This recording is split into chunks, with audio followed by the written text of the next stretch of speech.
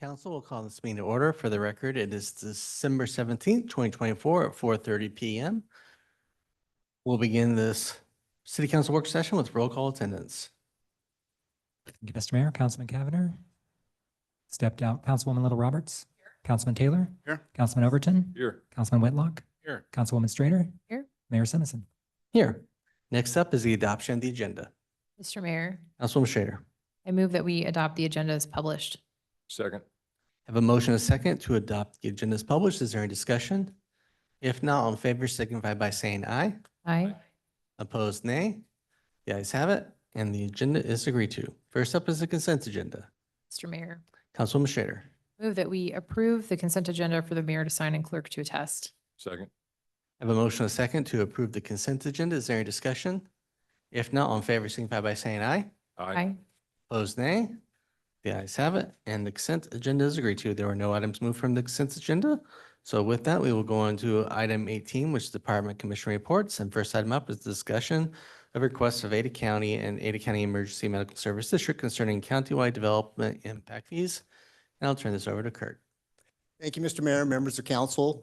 This is a topic familiar to some of you, but it's been a couple of years since we had this discussion. So I'll take a little bit of time to provide some context. We have guests from the county here today to go into more detail about the content of their proposal and the request of the city. Let me just kind of start with paint the broad brush of what we hope to accomplish today. This is not an action item for the council. It's an information item, and we're seeking some direction. Again, this is not a new topic for the city of Meridian, but it's been a couple of years or perhaps a bit longer. And so the county is looking to implement on a county-wide basis development impact fees for some particular services, one of which is not relevant to the incorporated cities, and that pertains to the sheriff's department. But the other three do require the cooperation and participation of all the incorporated cities in Ada County. And so perhaps when they make their presentation, they can sort of tell you more about their process and where they are with respect to communications and discussions with some of our fellow cities elsewhere in Ada County as well. Technically, this is a request from two entities. It's Ada County, but it's also the Ada County Emergency Medical Services District. For ease of discussion, I'm just going to refer to both entities as the county, but just for clarity, we're really talking about two entities that would require the city's cooperation and participation with. As I mentioned, it's countywide development impact fees, and whether it would be relevant to Meridian, but the other incorporated cities as well in three particular areas of the coroner's office, EMS, and the jail facility. And again, the county will get into some more detail about that in a few minutes here. In some ways, on a sort of really basic level at the 10,000-foot level, this is somewhat similar to the city's relationship with the Ada County Highway District. And your council's likely aware that the city collects impact fees for itself and with respect to police, fire, and parks. And then we also, through our development process, collect impact fees on behalf of ACHD. This is sort of a similar concept with some significant and perhaps profound differences as well. And so I want to focus on those differences. I'm not sure that was clear in 2022. Unlike ACHD, which has the statutory ability to pass an ordinance, a development impact fee ordinance on a county-wide basis and collect those fees on a county-wide basis, Ada County does not have that ability. Courts have long held that county ordinances are only effective in the unincorporated area. City ordinances are only effective within our incorporated area.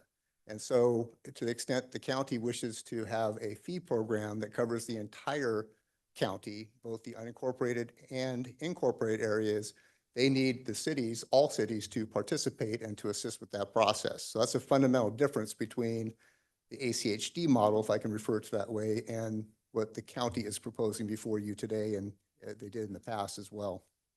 And more specifically, what they need from all the cities, including Meridian, is the cities to agree to an intergovernmental agreement, which is required by state law. They need all the cities to adopt the county capital improvement plans that are relevant that form the basis for the impact fees that are being proposed. Those get incorporated into each city's comprehensive plan. And then lastly, each city needs to adopt a development impact fee ordinance, similar to the ordinance that we've adopted to collect impact fees for parks, fire, and police. We would adopt, if the council was so inclined, we would head down that path of adopting an ordinance that would be specific to the fees I mentioned earlier for coroner, EMS, and jail. I think a tricky part of this process is that we have so many jurisdictions involved, and really we're not quite first out of the chute, but in some ways I think we're farther along than others.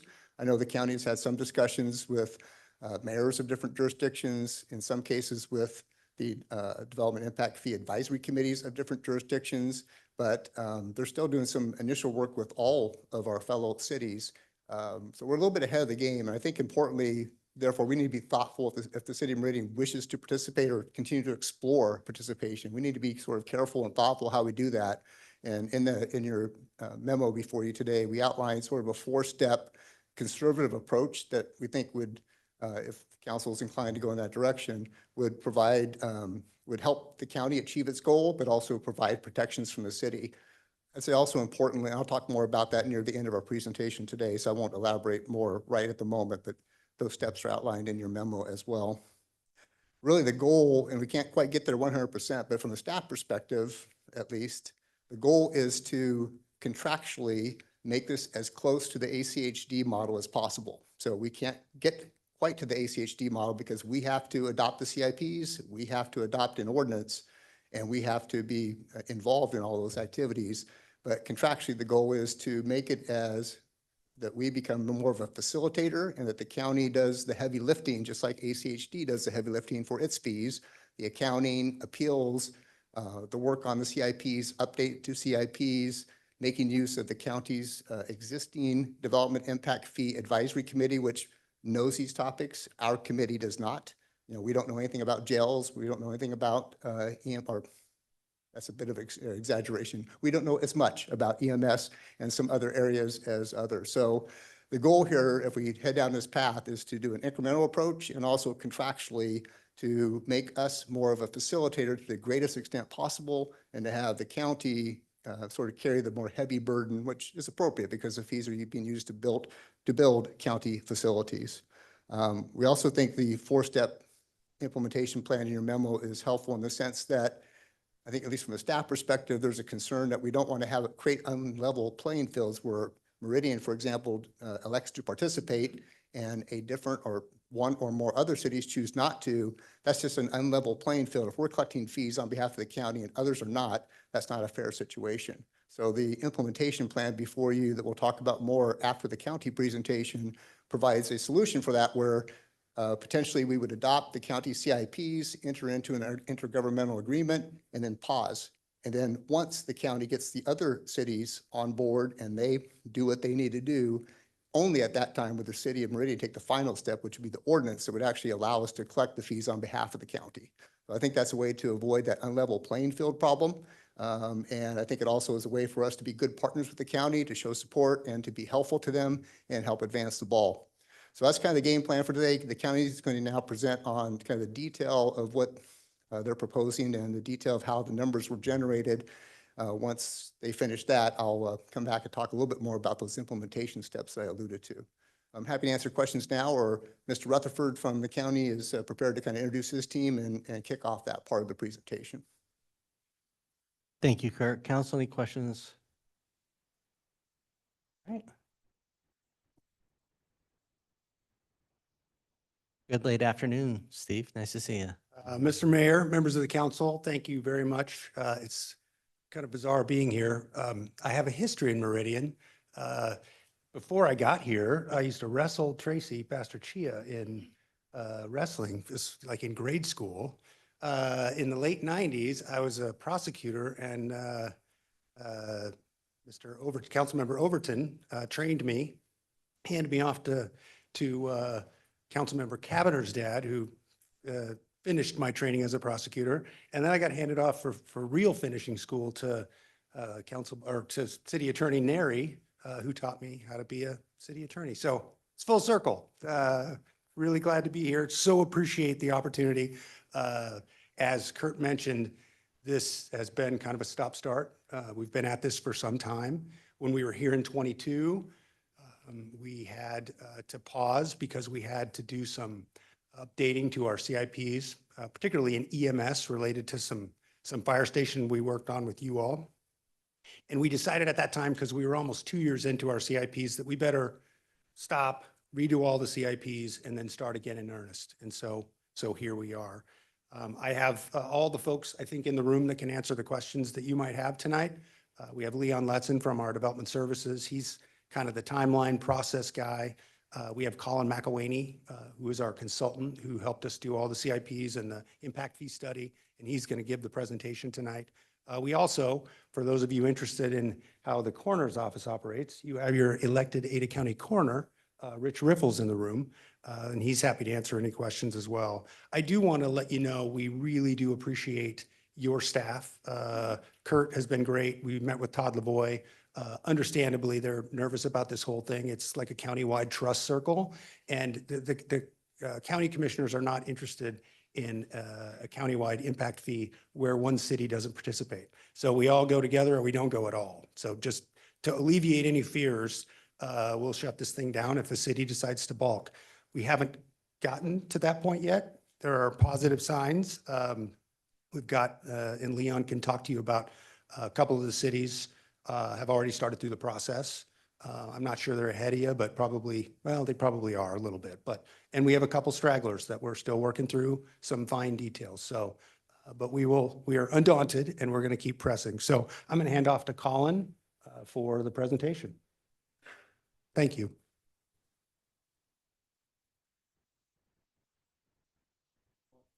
Will I be able to operate it here? Okay, wonderful. Mayor, council members, I'm Colin McElwaney with Tischler Bice. I got a handful of slides to sort of run through with you, more high level than sort of the whole report. Want to take time to make sure that you're comfortable with the numbers and understand where we got there, how we got there. The firm Tischler Bice Galena, based over in Boise, we're sort of the foremost impact fee specialists in the state. You're seeing about 78, I believe, communities throughout the state here that we've worked with to do impact fees and other revenue strategies up through Bonner County, throughout the Treasure Valley, and then out east as well.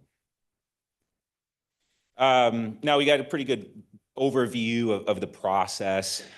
We did sort of restart things in 23 to update CIPs and demand factors. We went through a lot of growth, and so wanted to sit down with department heads to understand different priorities and how those CIPs reflect that. Also sort of elevated costs because we went through a big, inflationary period as well. And as mentioned, we are, the full report included sheriff facilities, jail, coroner, and EMS. But as we're engaging with the cities, we're only looking to hopefully have the cities participate for the jail, EMS, and coroner services. So services that the cities don't provide, but the counties are providing. Or the sheriff facilities, station expansion, we're hoping to have those collected within the unincorporated area. So really we're just focusing on those three fee categories there. The approach we've taken for all of that analysis is called incremental expansion approach, and it's actually the same methodology that your impact fees are under. Gentleman Dwayne Guthrie, he used to be a Tischler Bice employee, and so he's used the same methodologies that we've used here on City of Meridian impact fee studies. Just wanted to sort of spell out kind of the sort of building blocks of these studies. Here's the growth projection for Ada County countywide. We started this process, the sort of update in 23. At that time, we had 544,000 people throughout the county, growing a little over 1%, 23% over the next 10 years. So that's 125,000 new residents. Again, we're looking at these facilities as county-wide benefiting facilities, so we're looking at county-wide growth. On the commercial side, we had 239,000 residents, growing at a pretty good clip as well, 18% over the next 10 years, 43,000 new jobs, or 17 million new square feet of non-residential development. So want to touch on the jail methodology. Again, it's called incremental expansion approach. And what we do here is look at current levels of service. And so that's beds per 1,000 residents or square feet of facility space per 1,000 residents. We set the impact fee to that current level of service, looking at current construction costs. And as new folks come into the community, into Ada County, they pay an impact fee to keep up with levels of service. So we're not overcharging growth. We're just sort of really protecting current levels of service. And we'll expand our facilities as we're collecting those dollars to ensure that we're at least keeping up with current levels of service. Real changes from 21 were there was a pod E and F expansion in the 21 study. At this moment, we're just looking at pod E. And so there's actually slight reduction in the CIP there. And also took a little bit more analysis on the inmates within the jail. So I wanted to sort of hash that out a little bit further. So the Ada County Jail also, it houses folks that live within Ada County or folks that commit a crime within Ada County, but they also hold state prisoners as well. Either those that are sort of waiting for transport or sort of going through pretrial elements, with the state, and the jail capacity is 949 inmates. Sort of normal day-to-day holding is 200 state prisoners, but vast majority of those state prisoners are Ada County residents, and so we didn't want to reduce out the full 200 from that level of service because a vast majority, 95%, of the state prisoners are actually Ada County residents, so attributing sort of that residency to Ada County demand and growth. Now 5% or 10 of those inmates were out of county prisoners, and so we actually reduced the level of service just by 1%, but just ensuring that we're only looking at that Ada County demand. We also use call data from the sheriff's office to determine residential versus non-residential demand, and very similar if you looked at your police and fire impact fee. We start looking at functional population or call data to understand where your demand is coming from, residential or non-residential. In this case, it boils down to 63% of that demand on the jail is from residential uses, and then 37% from non-residential uses. Here's a call out provided by the jail staff. This was prepared at the beginning of the year of 24, so slightly outdated, but it's basically showing by the mid 2024, they were going to hit capacity.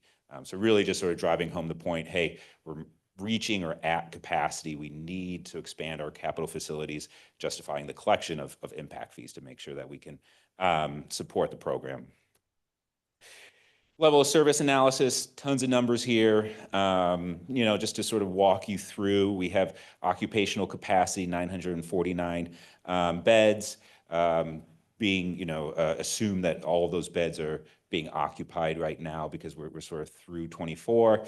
Now 99% of that is Ada County beds, so reducing out that 1%. So about 940 beds, value of $105 million. Then you're going to see that 37% split, comparing that to current or 2023 population to get current level of service. And so that's about 1 bed per 1,000 residents.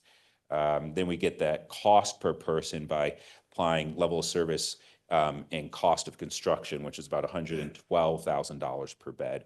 Combine those two, you get $121 per person.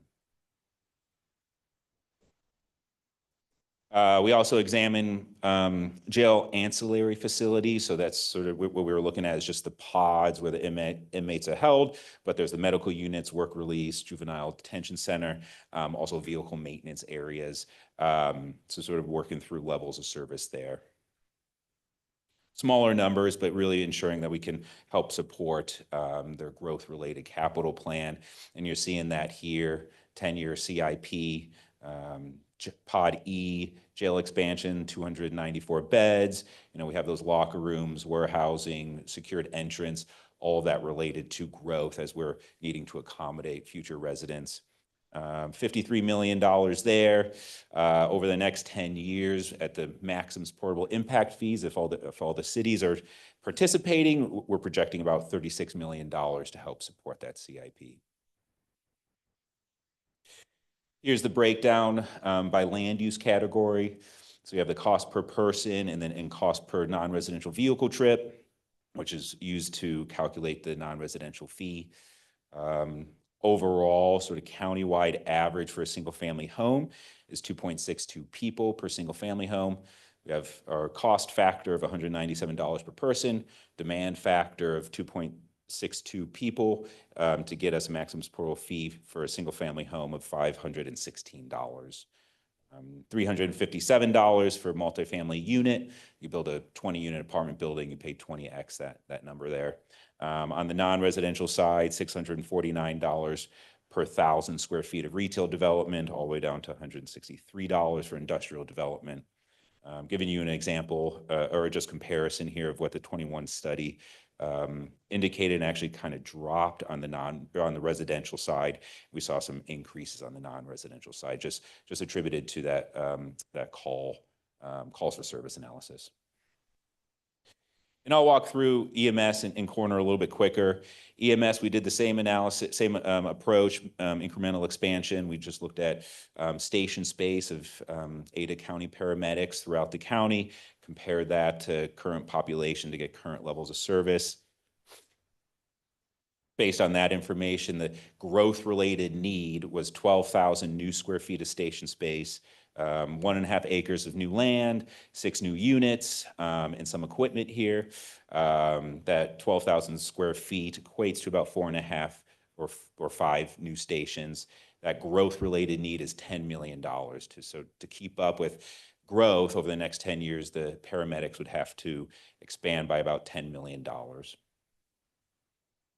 Here's the CIP. So we have actually 5 stations listed there, 16,000 square feet. Current cost is about $581 per square foot, slightly less than a fire station, but still significant. So that total there is $9.5 million in station CIP. We need new land, we need new vehicles to accommodate growth. Also a little bit of equipment that we can collect for in Idaho. Total cost here is $15 million and actually meets and exceed that growth-related need. So importantly, the CIP justifies collecting at today's level of service onto new growth. Smaller numbers here, but collecting for facilities, land, vehicles, equipment, and the fee study gets us $66 per person. Demand factors gets us the maximum supportable fee amount. That's $117 per single family home. And that's kind of actually right where we fell in the 21 study. Coroner, same approach, incremental expansion by just examining that current level of service, but for the new facility. And so there's a little twist here that they just constructed a new facility, issued debt, and we can service debt with growth-related debt with impact fee collection. And so that's what they're planning to do here in the coroner. Updated a couple assumptions here. I'll walk through that here. So they moved to the Touchmark facility. That facility in total is going to be 40,000 square feet, but it's been expanded to accommodate 30, 40 years of growth. And there's large sections of the facility that the lights are turned off. And so they will be able to push out admin space, autopsy areas of this, all the other areas, training areas, locker rooms, those sorts of things that the coroner office is going to need. But importantly, a little sort of layer of complexity here is that Ada County Coroner also provides service to partner counties. And so there's about 19 or 20 counties in Idaho that actually don't have their own coroner's office. And so they actually partner, contract with Ada County to do those autopsies. So importantly, a part of that current facility is actually being used by non-Ada County residents. And so we have to reduce out that demand to make sure we're only finding that Ada County demand. And of that partner workload, that was 21% of their total autopsies was partnerships. So we remove out that 21%. Currently, they're occupying 40% of the total space. So you got sort of current utilization of 12,500 square feet. We calculate the current level of service off of that. Smaller number here even, $59 for a single family home, $39 for per 1,000 square feet of retail.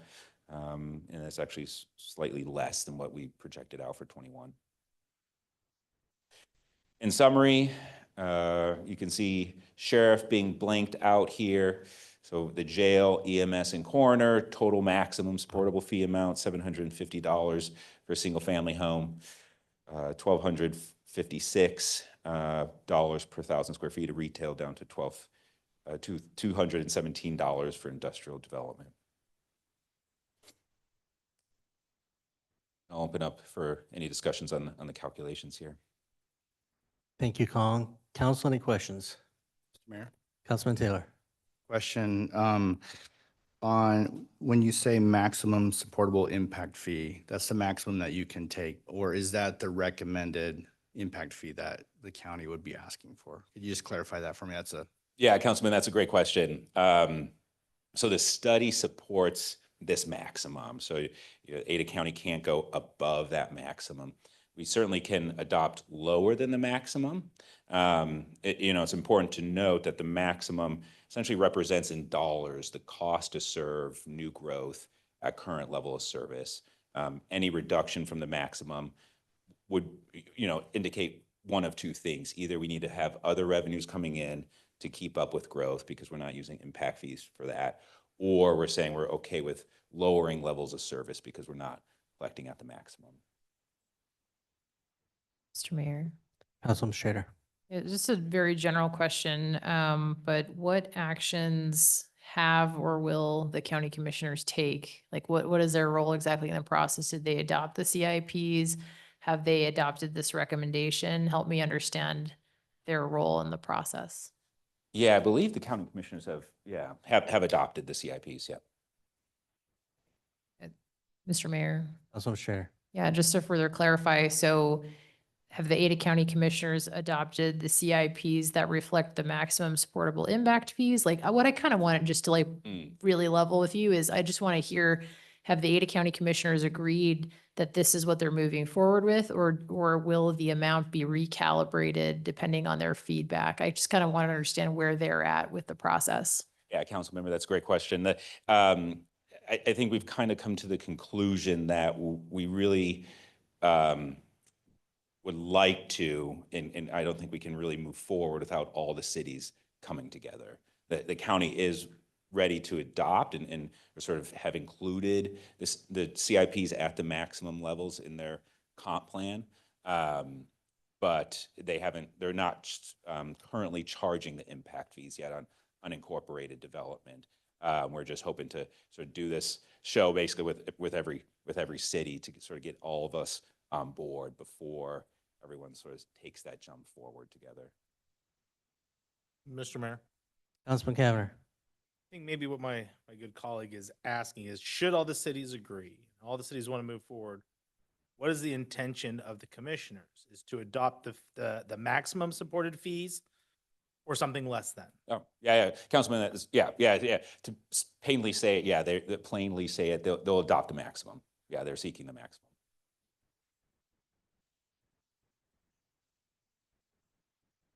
So one of the questions I had, I don't know how it impacts, if you can, well, I say if you can easily scroll back to the population growth projection numbers, and it kind of, 4.3, 4.2, and then we hit a cliff in the projections. Talk to us about what that means. Now, how does that impact, because what if those numbers were 3? I think those are low personally. So I don't know what that means though, in terms of the impact fee study, if the amount of percent increase is below target in terms of permits and fees. Yeah, that's a great question. And importantly, the reason why we use this incremental expansion approach is actually kind of future proofs the fee collection. And so if we actually accelerate in growth, we've collected more dollars, but we have to provide more because we have to keep up with levels of service. And so that will accelerate the CIP we can collect more and then move on to, the next project, right? The fourth EMS station might occur in year 5 instead of year 7. But on the flip side, if it actually decreases, if growth is not as high as what we're projecting, we've collected less dollars, but we're obligated to do less with those dollars. Okay.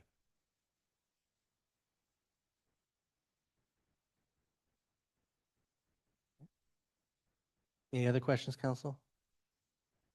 Okay. And maybe one last question. I don't know if this is for you or for Steve or who wants to step up, but is there any reason why the county hasn't adopted the one only for unincorporated currently?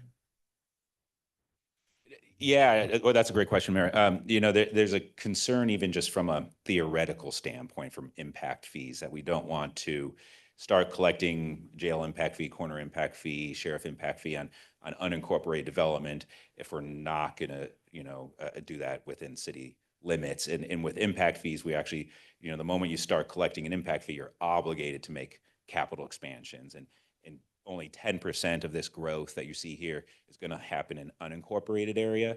So 90% of that revenue would come from the incorporated area. So their CIP would be well I think underfunded. I'm just referencing the sheriff line item, Mm. which doesn't get, and so, in some regards, I think maybe I'm following a little bit of what was being said over here. Is any good faith from the county that they're just going to go start collecting that one right now to show that they are serious about collecting impact fees instead of waiting for the next 3, 6, 9 year. Can they go separately or can they not go separately? Can you do one? Can you not do one? But that's kind of where be great to see the county take the steps for the ones that they can rather than saying, well, if we all don't go, we're not going to do any when you got one that's just on you.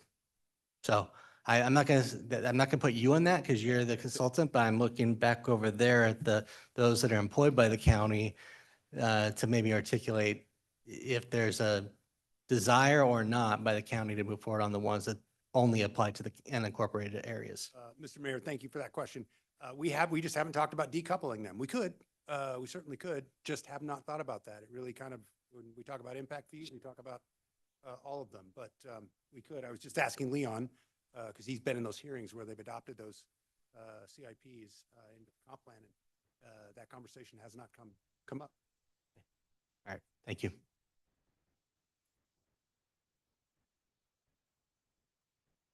Yeah. All right, Kurt, we'll turn it back over to you. Thank you, Mr. Mayor, members of council. So the last part of our discussion for today, and again, this is not an action item. We're just educating the council on what the county is requesting and kind of the background behind that. But to the extent the council is prepared to press forward and learn more and partner with the county in some form, we had outlined a potential implementation plan. And so I just want to cover that very quickly and maybe reiterate the rationale behind a 4-step plan as opposed to just jumping in head first. And I talked about that a little bit when I was up here earlier. So that plan that we have in mind or have suggested that the council is interested in heading down this path with the county and being good partners. I think the first 2 items in your memo kind of go hand in glove, but they are sequential. The first is under state law, we do have to have an intergovernmental agreement between the city and the county that puts in contract form how this is going to work and who's doing what, which advisory committee is going to be used for these county-wide fees and things of that nature. So we use the county's existing model and revised it to fit the city of Meridian's needs. That's attached to your memo. That's not in a final form. That could change, but that would just give you a feel and flavor of what that intergovernmental agreement might look like. I think importantly, that's a step that is concrete. I think it would be helpful to the county to show momentum with other jurisdictions and help them advance the ball. But I think importantly, that document as crafted basically makes it very clear that our commitment is to consider the possibility of adopting the county CIPs, but it makes it clear that the city council is not obligated to do so. So it basically says we're going to proceed in good faith. We're going to consider the CIPs, but the ultimate decision, well, you can't make that decision until you hear from the public and you have a chance to really dig deeper. So if we went down that path, the intergovernmental agreement provides the parameters and a framework to proceed, does not commit the council to adopting the CIP and certainly not the impact fees themselves, which will be a discrete step later in the process. To the extent we enter into an intergovernmental agreement, the way I just described, and we provide a sample in your packet, the next step would be then to consider the potential adoption of the county's CIPs. We've looked at this from a staff perspective from a couple different angles and came to the conclusion that for a couple of reasons. One is the city, we're not experts in some of these areas like jails as an example, or the coroner's office. And so for us to really jump into the detail of these CIPs is difficult, number one. And so I think we're inclined to, again, try to be a facilitator, but not, but let the county carry the weight and the heavy burden. So our proposal, our thought is that we'd want the county existing, or perhaps a modified version, but the county's Development Impact Fee Advisory Committee to serve the role required by state law, which is an advisory role to the Planning Commission and to City Council as to these county fees. So we'd use the county's advisory committee instead of our typical committee, which has expertise and knowledge and background on things like fire, police, and parks, not much on jails. I think that's allowed under law. The state statute specifically provides for intergovernmental agreements that allow the participating government entities to designate how those advisory committees are formed and how they take shape. So we'd approve the intergovernmental agreement. We would then look at the CIPs. That's a multi-step process. We'd first, under state law, requires written comments from the advisory committee that initially goes to the Planning and Zoning Commission. The commission hears the item, takes public testimony. It's a public hearing process, then makes a recommendation to the council, another public hearing process. You'll have the benefit at that point of the advisory committee's written comments, as well as your Planning and Zoning Commission recommendation as well. The council at that time, you're not obligated to approve the CIPs, but should you choose to do so, they actually get incorporated into the City of Meridian's comprehensive plan. So it becomes another document that gets incorporated into our larger comprehensive plan. And then for the reason I mentioned earlier, because I think we're a little ahead of other jurisdictions in terms of being willing perhaps to look at an intergovernmental agreement and the adoption of CIPs sooner rather than later, the thought process is we would pause at that time and let the other jurisdictions catch up. I like Mr. Rutherford's description of the trust circle. I'm a trust but verify kind of guy. So my recommendation to you all is that let's proceed cautiously and make sure we have an even playing field. I don't think we want to be first and adopt the ordinances that would go with the fees and then find out other jurisdictions choose not to participate. I think that puts us in an awkward spot, creates an unlevel playing field that's really not fair to the developers and property owners within our jurisdiction. So the idea is if we did adopt the CIPs, we would pause, let the other cities catch up, and when they do so, and if they do so, at that point, we consider adopting the actual ordinance that would implement the development impact fees on the countywide basis, but in our case, for our jurisdiction in particular, and we would try to craft a more comprehensive intergovernmental agreement at that point that, as I mentioned earlier, contractually, we try to get as close as possible to the ACHD model, where really we are collecting fees on behalf of the county. And in this instance, because it works in state law, we do have to adopt an ordinance. We have to adopt the CIPs, but we're going to contractually try to make it very clear that we're really sort of an intermediary, a facilitator, and that we're collecting those fees and that they're really benefiting the county facilities, the jail, coroner's office, and EMS. And we'll structure that where the county would provide identification to the city, would do all the heavy lifting in terms of the administrative work, updates to CIPs and things of that nature. And we really want to have them in the driver's seat, and we're just trying to be good partners to get them where they need to be. So that's really the presentation for today. All of us are available to answer more questions you may have on any of those topics. Really the goal today was to update the council on what the county is thinking and what their proposal or request is of the city, and then to get some direction from you as a body as to, do we have an interest in learning more and proceeding? Do we need more information? However you'd like to proceed, if at all. So I'm happy to stand for questions. Thank you. Council, questions, comments? Mr. Mayor. Councilman Taylor.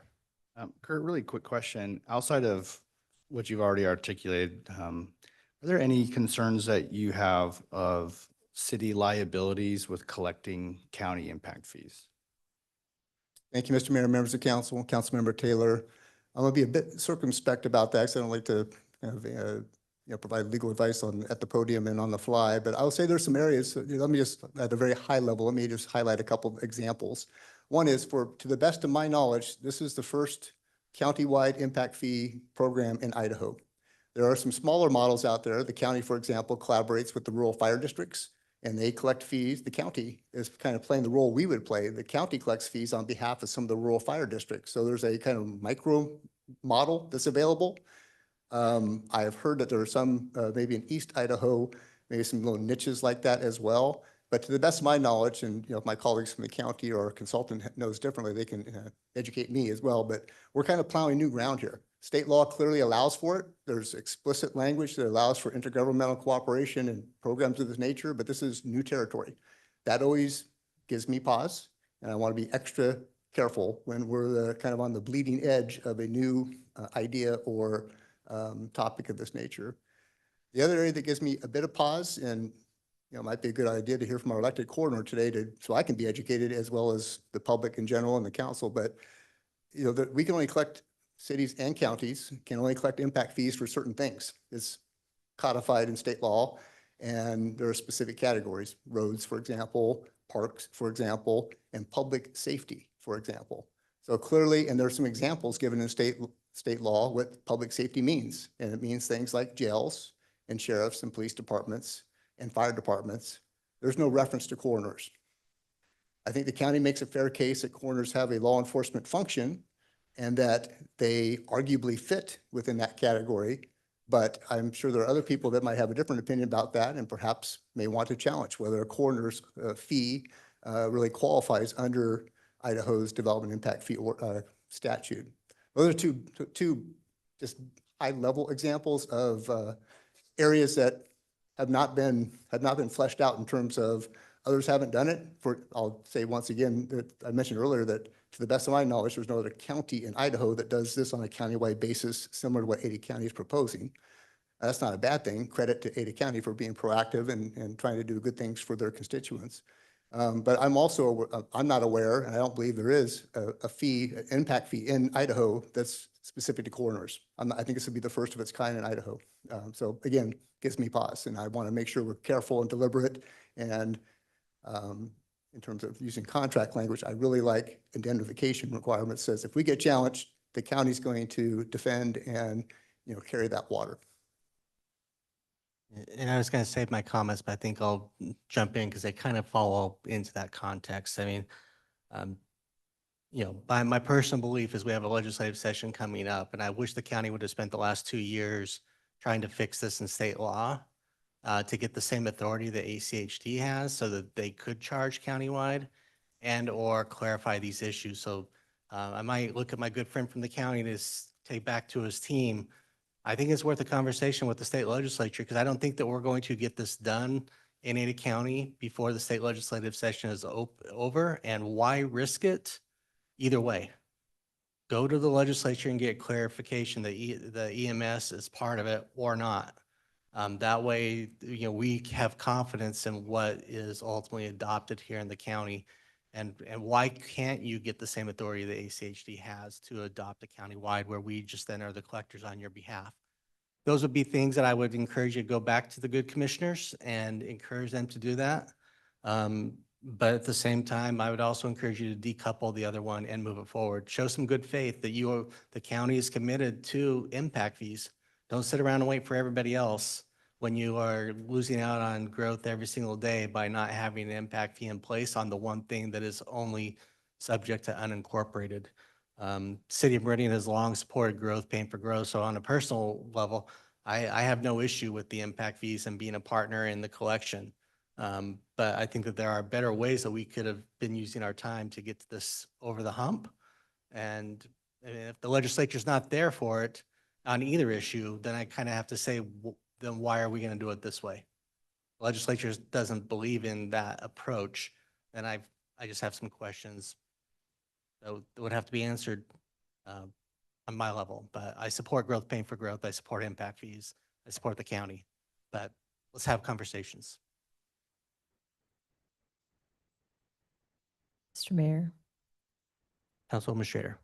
Yeah, I agree with that. I think it's really a process question. And I think if there was a way to clarify the process with the legislature and clarify and have the existing law changed so that you could function that way, I think it would make the most sense. It feels like this is I think you can kind of tell it's a little bit convoluted and you can tell it's the first time because of this kind of holding hands concept. I'm not against that. But again, if there's a cleaner way of doing this and a more straightforward way, I think it's better for us to try to establish that. Just generally speaking, I mean, we need jails, we need EMS, we need the coroner. All these things are extremely important. So you wouldn't get any argument from me on that. And I think that growth should pay for growth as well. But I do think it's important to take a look at that and also, take a look at the impact fees. You can implement those now. I think that's a really productive suggestion and would go a long way in kind of demonstrating that that's the direction that the county wants to go. I'm okay with, if we get all the way through the process and for some reason, having the legislature clarify and change things isn't a viable path, willing to talk about it more. But yeah, it does sort of feel like that would be a good first step, is establishing a better process. It feels very convoluted as a decision maker to have us review and adopt the CIPs, even if it's kind of indirectly on your behalf. I find that a bit clunky. So if there's a way to improve that process, I definitely recommend that you pursue that. I guess that's my feedback so far. Yeah, and again, if it just for whatever reason can't be accomplished through the legislature, I think that's important to just have an honest conversation about that, kind of understand that. And it's certainly possible everybody could, continue. He looks like he has got some feedback for us, Mr. Mayor. Thank you very much for the suggestions. I will say, I think it's a constitutional issue. It's the fact that ACHD can collect impact fees is because they're authorized to do their work in your city. And so I can have a side conversation with Bill Neary, but I don't think it's something that the legislature can make happen just by changing the law. They're just a different entity. It's a kind of a constitutional powers issue. We're always a little anxious to go to legislature because you might get an answer you don't want, and we just as soon not lose the authority to get what we have here. But absolutely understand this is a clunky, cumbersome process, and it's asking you all to step out on a ledge with us, and it's not ideal. But I will take your feedback back to the commissioners and see where we can go from here. And I'll have conversations with Bill and Kurt about the idea of getting the authority that ACHD has, but they're just different. Yeah, and especially on the one that's not clearly articulated in the statute. Yes, sir. I don't think, we can be clunky through those if we can't make those changes, but we don't need to be clunky and risky. Okay. That's not good for anybody. Yes, thank you. And I mean, I think we could have a really good discussion about whether the coroner's in or not. I don't have concerns. I know Kurt does. We've had those discussions. I don't share those concerns. So, but I will carry those back to the commissioners. So thank you. Council, any other comments? Okay, all right. Thank you very much. Appreciate you all.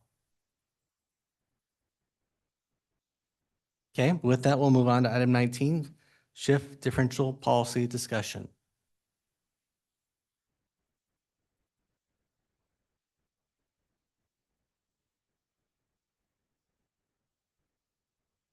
Good evening, Debbie. Good afternoon, Mayor and Council.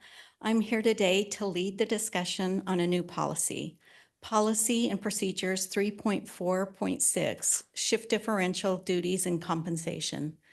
This policy is a new addition for the City of Meridian and provides the ability to compensate for shifts outside of what is considered a normal business schedule. As you are aware, operating a 24/7, 365 organization presents unique challenges, particularly in hiring and retaining staff for non-traditional hours. After collaborating with the departments affected by shift consideration, the results of our collective efforts is the policy you see before you today.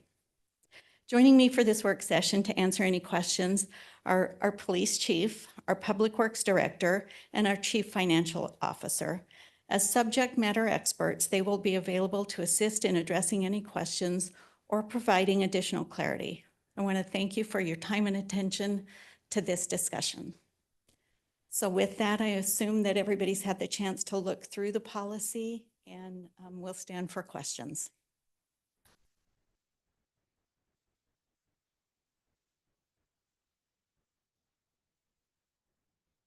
Mr. Mayor, Councilman Cavanagh. this is a question for you or our CFO. We build our budget based on a lot of salary assumptions. These assumptions shift and change. Should this policy be enacted, would a subsequent budget amendment follow to cover potential salary changes? Or help me understand kind of the, should this be adopted, what the financial flow would look like? Mr. Mayor, Mr. Kavanagh, normally I would say the answer is we would present a budget amendment for ongoing needs to pay for this ongoing expense. We still can. I don't think the monetary values of need, for like example, wastewater treatment plant, we have a total of 7 individuals that we've identified now. We expect that expense to be about $19,000 a year. Divide that by when this becomes implemented, and we got what? Implemented January, February, so you got 7, 8 months. So you're talking $10,000. Like, I don't think that's a financial concern on their end. So, but normally if it was more, then I'm with you 100%. The police department, they have a few more individuals. They are implementing 21 individuals as of last reported. And they have an expectation of about 66, and so about $90,000. Divide that by 2/3, multiply by 2/3. I apologize. So you're talking 70,000 potential. So again, I don't think there's a financial concern, but again, we could. But I think there's going to be enough wiggle room between the salary savings that are in the vacancy positions in the police department to cover theirs, and then the 10 grand is going to be a non-monetary concern at this moment. But it's a fair question. Yep. Mr. Mayor, Councilman Taylor. a quick question on the 3% for swing shifts, 5% for night shifts. Where did we come up with those numbers? Is that kind of a standard in the industry? Was this something that we thought would help us be competitive with retaining? I'm just kind of curious where we came down with that. The 3% for swing shift is pretty standard, and then a 5% for grave or the night shift is pretty standard, not just industry-wide, but nationwide.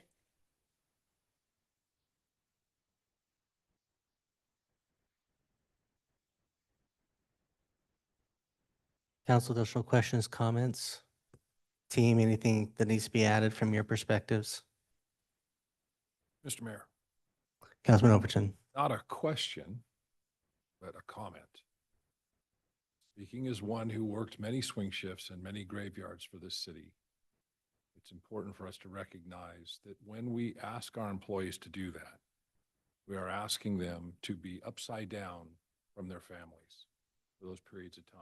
And when you work a 410 shift and you're working graveyards and you're working when they're sleeping, you don't just wake up that next day on your day off and resume your normal life. You end up almost being upside down for the full week, which could be a 4-month run on those shifts. It's pretty standard in the industry. It's something that I'm really glad to see in front of us now, that we can address something. I think it also helps us to stay competitive with other agencies that have already adopted these policies. But I think it's a fair thing to do for the people that we're asking to do those jobs when we're all sleeping at night, and fully support it. Thank you. Mr. Mayor, Councilwoman Schrader. I really appreciate the effort in terms of recruitment and retention as well, and agree with those comments. I think it makes really good sense, and appreciate everybody's hard work on it to bring this forward. Thank you. Anything further? Then with that, we'll move on to item 20, which is resolution 24-2495. Ask the clerk to read this resolution by title. Thank you, Mr. Mayor. It's a resolution of the City Council of the City of Meridian, adding City of Meridian Standard Operating Procedure 3.4.6 regarding shift differential duties and compensation and providing an effective date. Thank you, council. You've heard this resolution read by title. Is there anybody who'd like it read in its entirety? If not, do I have a motion? Mr. Mayor, Councilwoman Little Roberts. Mr. Mayor, I move that we adopt Resolution 24-2495. Second. I have a motion, a second, to adopt resolution 24-2495. Is there discussion on the motion? If not, all in favor, signify by saying aye. Aye. Aye. Opposed, nay. The ayes have it, and the resolution is agreed to. Thank you very much. Mr. Mayor, Councilman Cavanagh. we adjourn our work session. Motion adjourned. All in favor, signify by saying aye. Aye. Aye. Opposed, nay. The ayes have it. We are adjourned. Thanks, Kurt.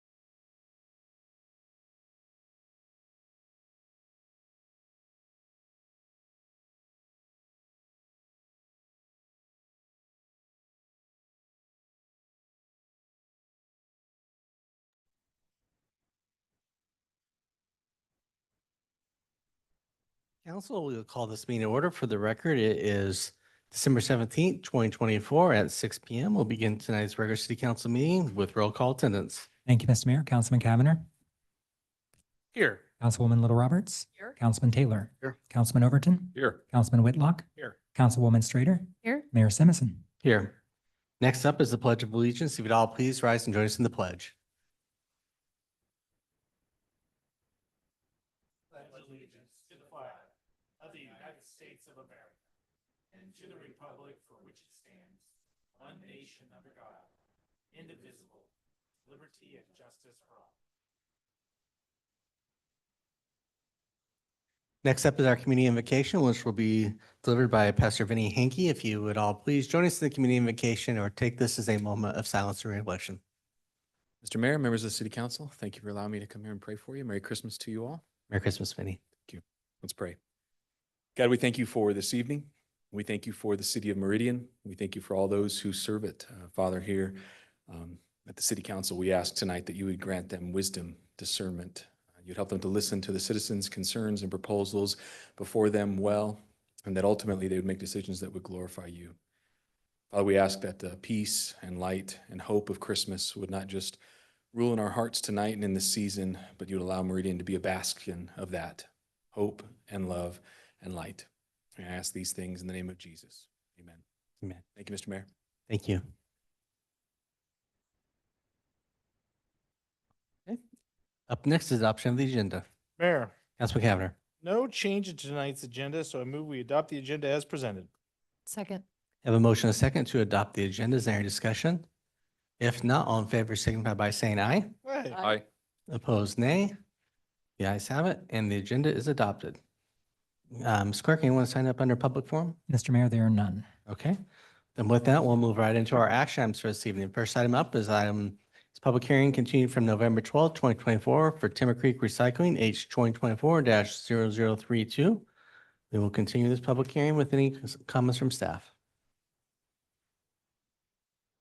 Thank you, Mr. Mayor, members of the council. Give me just a moment here.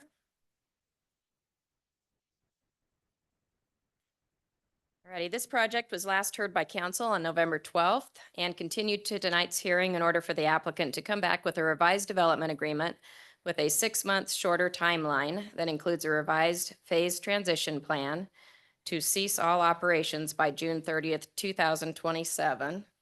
And I do have a copy of that here. I have noted the changes to the plan in red here.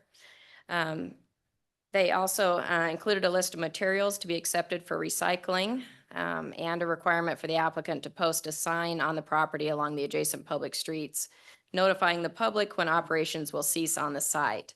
An amended development agreement has been submitted that addresses these items. Draft findings for approval have been prepared by the city attorney's office for consideration by council tonight. If the council chooses to move forward with the application and approve the application, the final version of the findings should be scheduled for the next council hearing on January 7th. The public hearing was left open in order to accept public testimony on the new information that's presented at tonight's hearing. The applicant is here tonight to present. Thank you. Thank you, council. Any questions for staff? Okay, would the applicant like to come forward?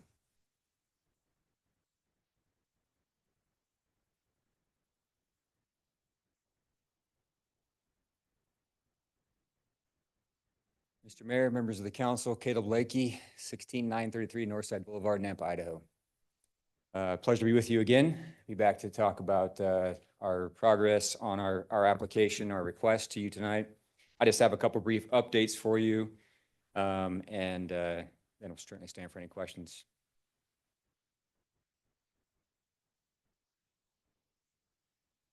So notable updates since our last meeting, we did update our DA to reflect the timing as requested by the council. The materials list that was requested in the signage, you can see that in what you have in your packet. I also wanted to point out to the council members and the mayor that we had our regular annual Tier 2 inspection with Central District Health on the 19th of November. And we have no follow-up actions from that inspection. We diverted, this is a big note for you, we diverted over 2,200 tons of cheese whey-waz to our Nampa site from the Meridian site. That's 47.8%, almost 48% I'll remind you that in our transition plan, we committed to 25% by the end of Q4. So we have accelerated that. We were able to do that because there was some availability on the pad that we didn't anticipate. We took advantage of that and we moved as much cheese as we could away from Meridian. To be clear, we can't guarantee we can continue that percentage moving forward. We're committed to the end of next year having the 50% like we're talking about. But we just wanted to highlight that we were able to take more than we anticipated in Q4 and to meet that commitment to you. Moving forward from there. Closely tied to that is the Sorrento cheese plant. We continue to work closely with them. They're working on pricing and sourcing of 2 machines from Sigma Equipment for adding the lime. I talked about last time the addition of lime to neutralize some of the odor. They had a hopper and they tried installing it. It didn't work right. So now they're looking for these other machines to do that. But they have also made some production changes. They're experimenting what else they could do to possibly mitigate this on site, just in their own process, in addition to the lime addition. They have ordered 2 pallets of lime on site. That's almost 3,000 pounds of lime available, ready to go as soon as the machinery is on site.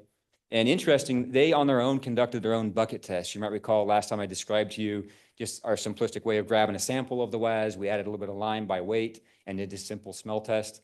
They heard us give that presentation, recreated on their own, and their reports to me were, hey, we're seeing the same type of change, right? Again, it's not eliminating the odor, but we're seeing a modification of the odor, which is our goal and objective. So they remain committed to doing this with us. They're anxious to do it. They don't want to create any problem with it. And so as soon as we get the sourcing figured out, we'll move forward with a full load test, if you will, and incorporate that into our compost. And as we committed to in our transition plan, the next phase of that is then to monitor it through the compost process, which is about a 90-day process to ensure we get a usable product out the backside. Most concerned about pH levels because we're pushing it up to a point where it's kind of on that tipping point. We want to make sure we can keep it there and not negatively impact our usable product on the backside. But that's still where we're headed and still our focus. A couple other notable updates for you. We committed last time that by November 1st would be our last, as of November 1st, we received no more concrete, tile, porcelain, or asphalt. That has continued. Your code enforcement officers have been on site twice to verify that. They can certainly speak to that on their own if they'd like, but we have committed to that and continue to commit to that. We also did, this came up last time, we've done, and we were doing them before, but I didn't enumerate it. So we've done 16 what I called proactive documented odor inspections. So we had a routine of weekly doing odor inspections on our own to monitor for odor, aside from any sort of odor complaint or odor issues. In addition to some just impromptu staff doing after hours, before they go home for the night, drive arounds. But I have 16 documented odor inspections on a weekly basis or additional ones that we've done since our last meeting. Something that came up after our last meeting is that we, as a tier 2 facility, there actually is a formal closure plan required by DEQ and Central District Health. That plan must be in place 6 months prior to vacation of the site and must be submitted at least 3 months prior to that 6-month deadline. And so we're well ahead of that. We went ahead and started drafting it. We've opened conversations with the regulatory agencies, and you can see in our transition plan, we intend to have that final draft. We can't final until we're in that time frame, but have that final draft ready to go, hashed out, just pending final details ready to go when we get to the end of 2026. So that would be basically an October of 2026 deadline to facilitate the mid 2027 exit plan. We also moved one of our full-time operators out of our Meridian site. He's one of the operators we had trained on handling the Cheeseway WAS specifically. We moved him to our Nampa site full-time, and we moved him on to a modified shift schedule to where he now works through the weekend, so that we can facilitate the acceptance of the Cheeseway WAS, which is one of our commitments on the weekends from the plant in Nampa. So I wanted to point that out to you as well. Additionally, we purchased a new compost turner. We haven't talked a lot about this. We actually purchased this out of Austria, from another composting consultant there that manufactures them. The point being that this is a smaller turner. We use turners in Meridian. It helps facilitate the mixing of the cheese and the other particles, the other feedstocks that we use, and we see a better product. This is something we did to help mitigate odor in the beginning. So we wanted to facilitate that in Nampa as well. So we purchased that turner. It was shipped over, arrived, and assembled. and should be commissioned here shortly. Just need to get it transported over to the Nampa site.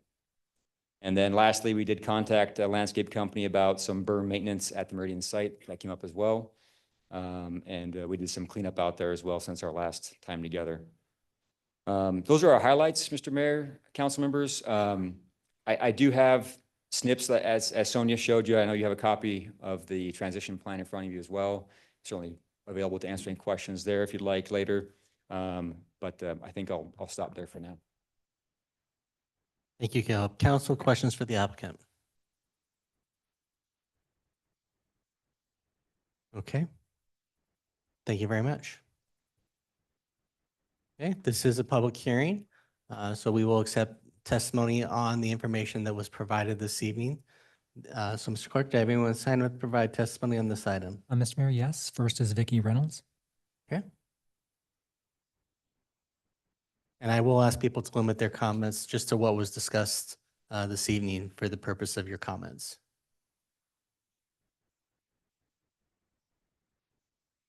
Mr. Mayor and council members, I'm not quite sure what that means. Means please direct your comments towards the new information that was provided about the plan, and not necessarily about the current operational things that were discussed in previous meetings. Okay. All right. I guess in relation to what has been discussed thus far this evening, my concern is with the date and with the timing of everything. I understand that Timber Creek has made a plan for 2027. We made a plan before for previous times, and I guess I'm saying what makes us think it's going to happen in 2027. A lot of the stuff has been that he discussed was prohibited in the original plan back several years, and I am concerned about their dedication to making this happen. And I guess that's the bottom line. So thank you. All right, council, any questions? Thank you. Okay, thank you. Mr. Mayor, next is Troy Allen.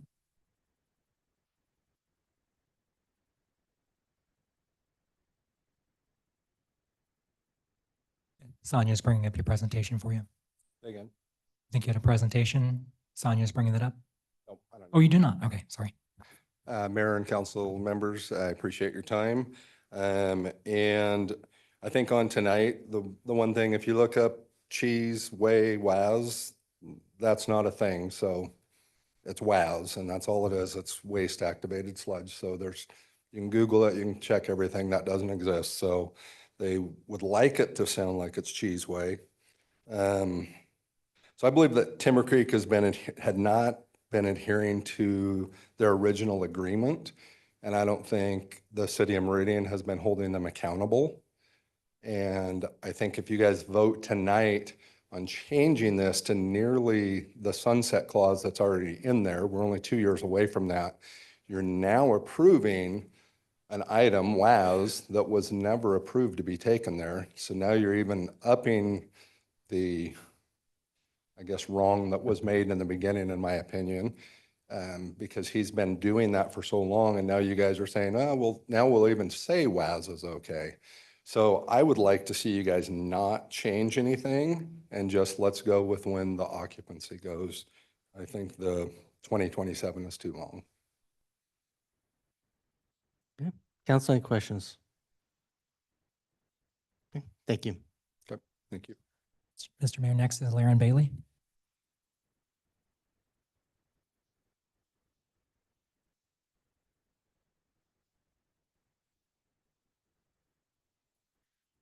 My name is Laren Bailey, address 4824 West Fairview Avenue, Boise, Idaho.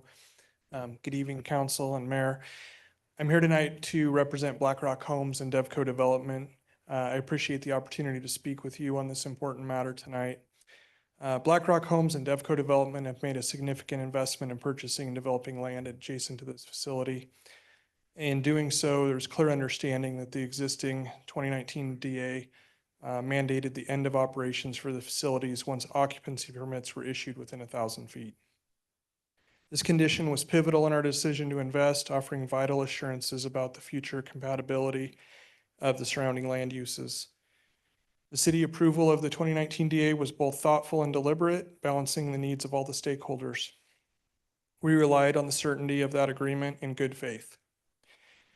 We were initially open to considering certain modifications to the development agreement. However, after reviewing the testimony presented during the first two hearings and tonight, we've carefully evaluated the proposed changes to the DA, and we have reassessed our position and no longer support the modifications. The 2019 DA was carefully developed through a comprehensive process that included public input, legal review, and public hearings. The applicant willingly entered into this agreement, fully aware the operations would cease upon occupation within 1,000 feet. That balance, the equitable decision should be intact. Let me also emphasize the city gave formal approval to the Hadler subdivision preliminary plat on December 22nd, or on December of 2022. So it was 2 years ago. At that time, the applicant was put on notice that they would have approximately 2 years to prepare for the transition of their operations. With unavoidable delays in the development of the Hadler subdivision, now extending this period close to 3 years, there is no reasonable basis for extending further modifications. In closing, I respectfully request that the council enforce the existing development agreement. Upholding the 2019 DA protects the investments and rights of the neighboring property owners, maintains the integrity of the city processes, and demonstrates fairness to all parties involved. Thank you for hearing us tonight. Thank you. Council, any questions? Mr. Mayor. Councilman Cavanagh. Bailey, thanks for being here tonight. Help me understand what caused the change. I think a lot of the continuance was based on one of your colleagues' kind of discussion about dates and times. And so I think the council gave that thoughtful consideration and hence we continued. So help me understand what's changed since our last meeting that has caused your applicant or your employer to change their position? Well, I think the biggest issue is we feel like it's still a moving target. We're not, I mean, we've got this plan, but it keeps changing. It changed again. And then I know there's some verification that some things are happening, but we feel like there's not enough verification that things are happening that are supposed to be and haven't been in the past. I get that they're trying to get something done right now. So of course they're going to report back that they've done everything they're supposed to in the last 2 months, but we just don't feel like there's any sideboards that are going to hold them to that long term. Okay, thank you. Thanks. Thank you. Mr. Mayor, that was everyone. Is there anybody else present who would like to provide testimony on this item?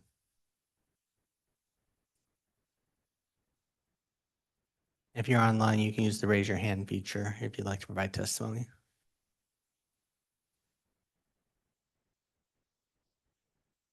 Seeing no one raising their hand or coming forward, would the applicant like to come and close?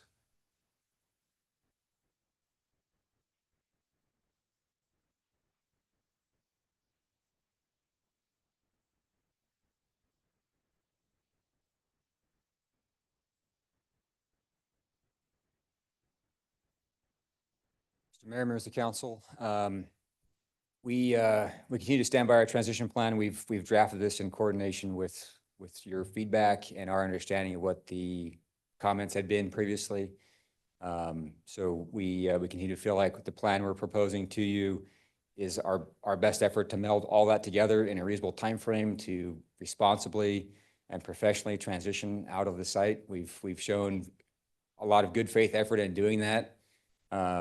You know, I appreciate the comment that there's been this foresight of what's coming, but that too has been a shifting target and has experienced its own delays, which, you know, puts us in a limbo position now. We're committing to a hard time frame. We've put check marks in our plan, milestones. We've already met twice with your code enforcement officers, and we've put that in our plan to continue to have those checkpoints with your code enforcement officers. We're happy to be transparent on all of that. And as I've said before, and I'll continue to say, we recognize that what we're doing is not forward compatible with your long-term plan for the city. We're not fighting that. We have built a new place and we're transitioning to there. We provided you with our plan of how we want to do that and would ask for your thoughtful consideration of what we're asking for tonight. So thank you. Thank you. Council, any additional questions for the applicant at this moment? Mayor, Councilman Whitlock. Mr. Mayor and Mr. Lakey, last time we were here, you were asking for the end of 2027, and you've come 6 months into 2027. There was some indication that possibly request before was an April 1st hard stop. So you've come 6 months this direction, and there was some indication that there might be a willingness to move a couple of months out from the developers. Have you had any conversations since that last meeting with the developers on the timeline? Mr. Mayor, Mr. Councilman, no, we have not had. We had via our attorney some correspondence on the signage, which we left this last meeting as that was a stipulation, and we had agreed upon a compromise of June. And before tonight, I wasn't aware there was a conflict in the support. So no, we have not had additional conversation on that topic.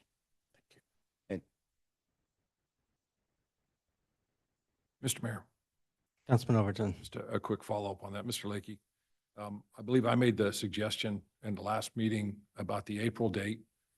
And it was presented at that time that because of the temperature, that you needed the extension of 3 more months to effectively finish it out. And that's when we left here last time with the June 30th date. Had more to do with the temperature and shutting the business down more than setting a date too early for you to accomplish that task. Is that correct? Mr. Mayor, Mr. Councilman, that's exactly correct. Just as an example, if I may, we had a lot of precipitation over the weekend. We sent operators home today, didn't have them come in because of just how muddy the facility can get. Running heavy equipment, you can't operate. It destroys it. So we did point that out last time that, hey, April's, maybe it'll be dry, maybe it won't, but we asked for the end of June to ensure we have some dry weather. In the same way that for our crushing, we said Q1 to give us some ability to maneuver around. If we have solid freezing temperatures, we can't run the dust control, for example, on the machine. So that gives us some ability to find, we're confident we can find a time frame in there to do that, just like with the final closeout.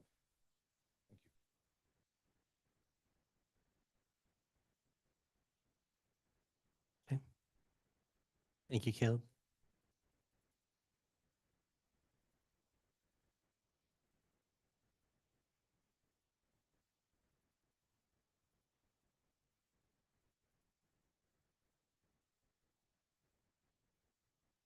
Mr. Mayor? Councilwoman Little Roberts. Mr. Mayor, at this time, would it be appropriate to hear from our officers that have been out to the plant?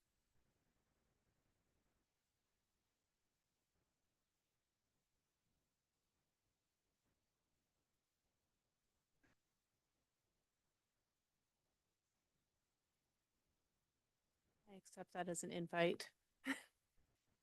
Good evening, Mayor and members of the council. On December 12th, Code Enforcement Officer Crystal Geeson and I met with Caleb Blakey at Timber Creek regarding their proposed transition plan for the Phase 1, Quarter 4. Our findings do show that the Nampa site received 47% of the Cheeseway product, with 25% being the goal of Phase 1.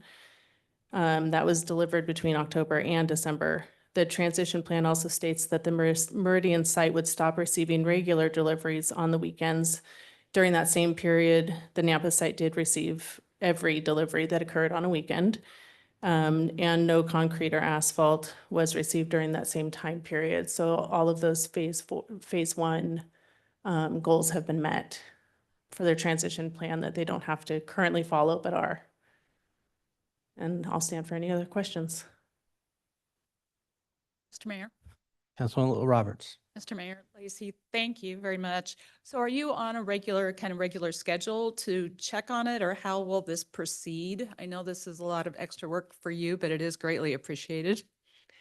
We do have the next 2 inspections, quarterly inspections scheduled. So I think March and June, sorry, my quarters and my months, but we do have those scheduled, and we'll go out there and inspect. The transition plan does give us that ability to have some enforcement and compliance that the current DA doesn't give us as much authority. So we have tracking and mechanisms to be able to quantify that based on the transition plan. And without the transition plan being adopted in the development agreement, we will go back to it being a civil agreement with the city with the nuisance requirements. One of the other things that I have a concern from just hearing the conversation tonight is if the business stops operating, that material is still going to be allowed there based on the agricultural exemption that's in the DA right now. So the material's still going to have to be there or be hauled away after transition of their business closing. So I really do think that a transition plan needs to be part of this development agreement.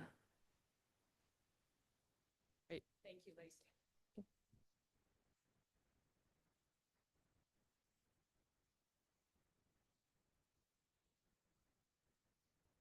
And then the applicant will have a final word based upon that. If you feel it's necessary to come back up at any point in time, just identify, okay?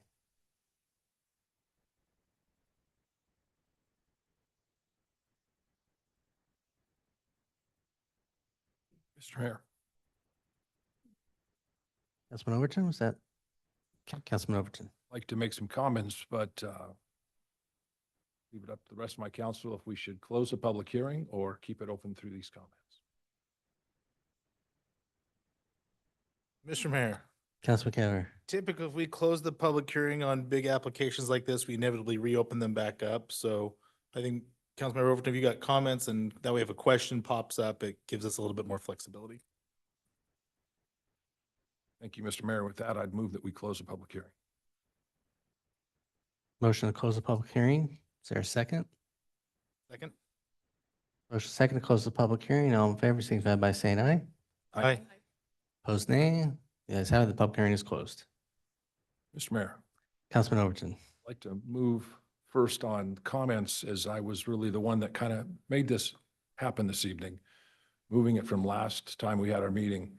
And at that time, a little history on this whole thing. Over half this council was not present when the original agreement was made that showed a 2029 date. So we're coming into this with how best do we shut this down, give it a runway, let them complete their business in such a fashion that works for them, works best for the developments that are coming in. The idea of the date that we came up with was June 30th of 2027, with all of the provisions that they've put into place on when certain aspects of this process will shut down, was really, to me, a very good faith effort as they brought this forward. It's exactly what we asked you to do. I understood the date of June 30th, and why we went from the original date I thought of April was because of the timing due to weather and how we had to deal with that weather. I think we've done a pretty fantastic job in coming to the conclusions we're at tonight and what we have in front of us tonight. We have to remember that there's three agencies: Meridian Code Enforcement, Central District Health, and Idaho DEQ, all of which, and this kind of causes some confusion at the very beginning, all of these agencies lead with compliance-based enforcement. That's how they work. So initially, when we were looking at them being in trouble for violations, those were just compliance efforts. They met. No formal violations were ever written, whether it was our Meridian Code Enforcement, Central District Health, or IDEQ. But all three of those agencies, if there is a violation that is not taken care of, have full abilities to write formal complaints and take those forward. And I mean formal being the ones that would end up in a court process as a formal complaint. What we do with our code enforcement all the time when people do not come into compliance. So there are still those three agencies behind this agreement that would ensure that this stays in compliance as we move forward. The idea of this date of June 30th of 2027, in my mind, as the one who made the initial motion, was that nobody gets everything they wanted. We forced the applicants to shorten the timeline even further, to be as aggressive as they can to shut down the business in Meridian as we are developing to the south, and try to move that product as quick as they can to Nampa. I think they've done a great job. It will never make everyone happy. We had development representatives that were in agreement with that when we left last time. I know some of the neighbors, you really want this shut down sooner, and I understand it. But I think coming up with a June 30th, 2027 is far better. It's 2.5 years better than 2029 at whatever the original agreement was. Plus the facts that we had to look at things that could happen even if an occupancy permit is issued within 1,000 feet, and they had the ability to then move their recycling services so it would still remain outside of that 1,000 feet. We don't want to have these type of games played. We want to make sure we're dealing straight up on the surface. Everybody knows what's going on. No one's trying to pull a fast one on anybody else. We're just trying to find the quickest, easiest runway to end this process, end it successfully. You guys do an amazing job on keeping tons of waste out of our landfills, and that cannot be understated. You know, we talk about what you do, but the bonus, the advantages you do for the community that everyone else benefits from is tremendous. I want to just make sure I got that on the record. I am in favor of this. This is literally what I was hoping for would be in front of us this evening.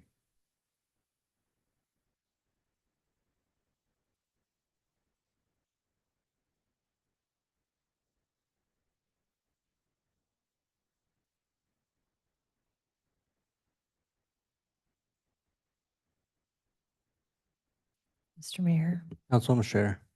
Yeah, I won't, I think in the last public hearing, I made quite a few comments that just sort of explained where I was coming from.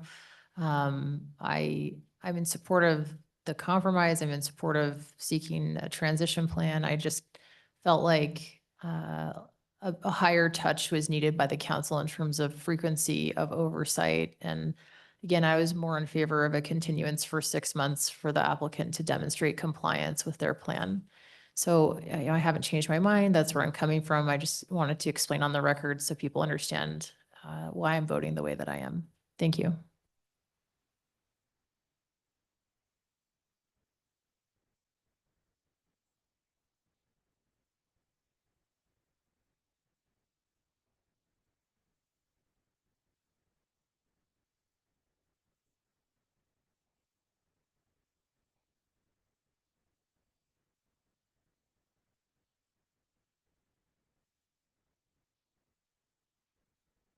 Mr. Mayor. Councilwoman Lil Roberts.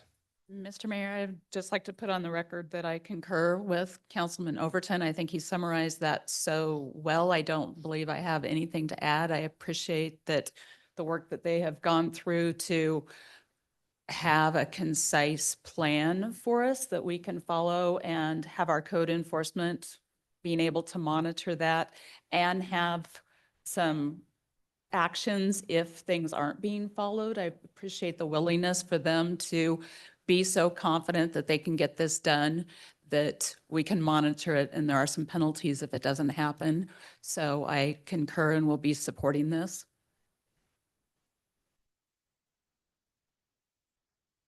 Mr. Mayor. Councilman Taylor. First, just want to make note, due to scheduling, I missed the 2 previous meetings in person, but I have watched all of the meetings online and reviewed all the material, so I'm comfortable casting a vote on this tonight.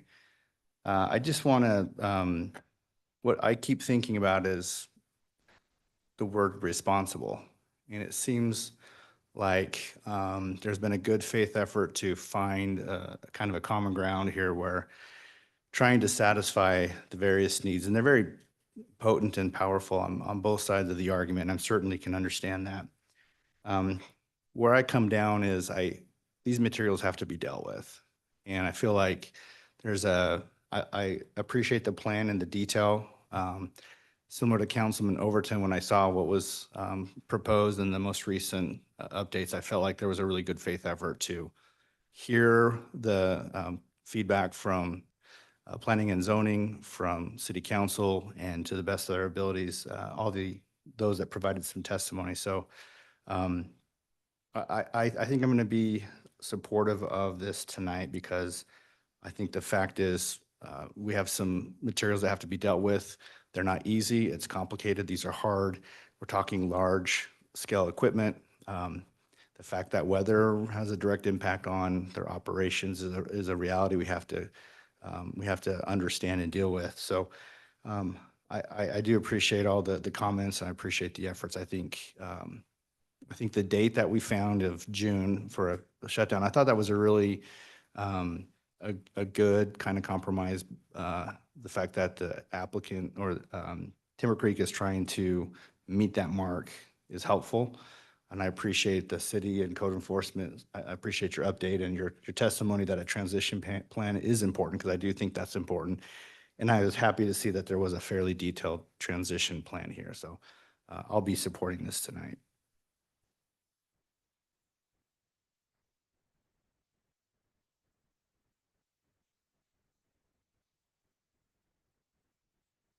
Mr. Mayor, Councilman Whitlock.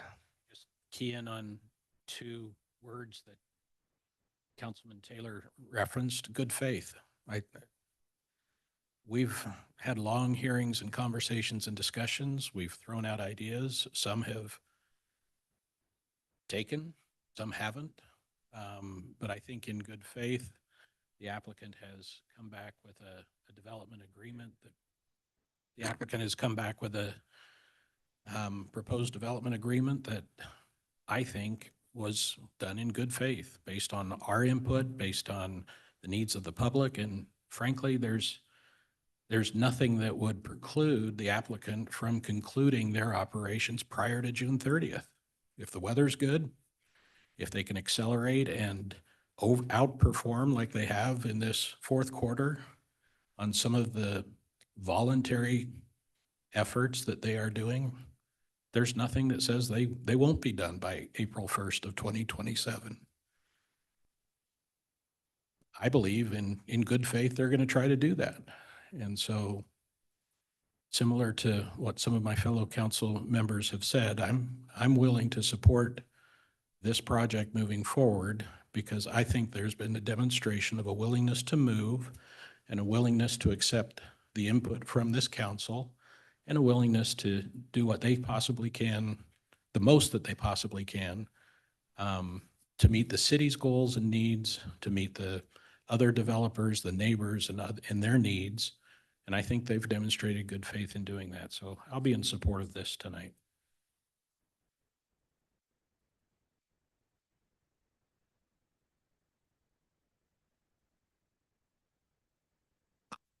Mr. Mayor, Councilman Cavanagh. it's a rare night. I'm at a loss for words. I'm not quite sure what I'm thinking. Is listening to my colleagues, I've been going back and reading through the ample public testimony that we've received about this. And I met with a person who got elected to another jurisdiction a couple weeks ago and was asking how it was going. And the response was, it's a lot easier when I'm sitting on that side of the dais, right? And I think probably for the first time since I've been doing this, I'm struggling, because I am sympathetic with the neighbors and what you have dealt with. And many of them are, well, not Meridian residents, are long-term members of our community. And I can appreciate if you feel the quality of life that you've wanted, it has been interrupted, and concerned that interruption could continue. I'm also struggling with, because we've got a facility that was out there doing this operation in the county. If they never would have annexed in, would have continued to operate. And I've said this a couple of times in my time on council. This is a case of people not coming to Meridian, but Meridian coming to them. And how do we find that the right balance? And so the word confidence is kind of what sits with me, and confidence is related to trust, and confidence is related to reliability. I've heard a lot, tonight that does. I can appreciate the perception, even if I don't agree with it. There's accusation the city's accepting materials there, that the site's accepting materials it's not supposed to, but it's not. We've heard a lot about health impacts. Yet Central District Health has said there's not health impacts for the facility. the health piece for me has always been the biggest crux. And if Central District Health would have said, hey, this facility poses a negative impact to public health, that would be a much different conversation. I was a no vote when this first thing was presented. I couldn't find a way to support it. And so I commend this council for giving an applicant and the public ample opportunity to continue to look at this. I still don't know how I'm going to vote. I wish I was the last one to vote so I'd have more time to think about it. Councilmember Overton, you put it best. I think this is, you look up compromise. It's what we've got here tonight. Nobody's walking away feeling like that they got to win, regardless of how this all plays out. I'm just going to be quiet because I don't have anything else left to say.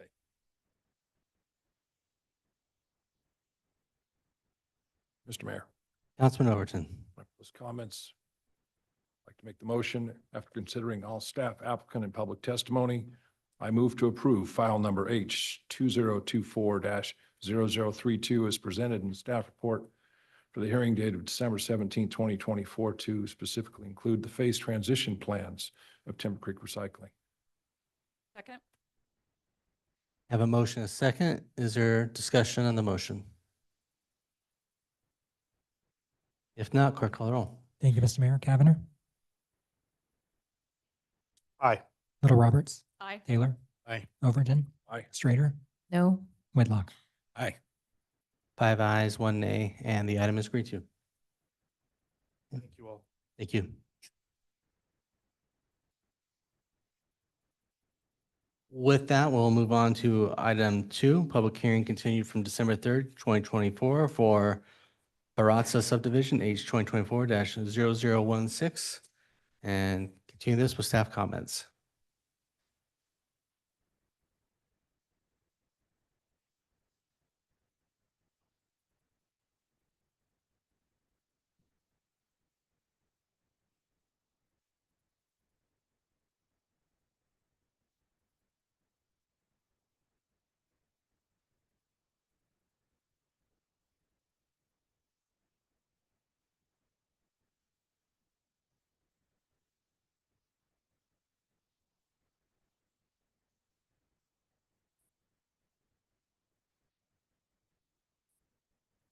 So good afternoon, Mayor and Council.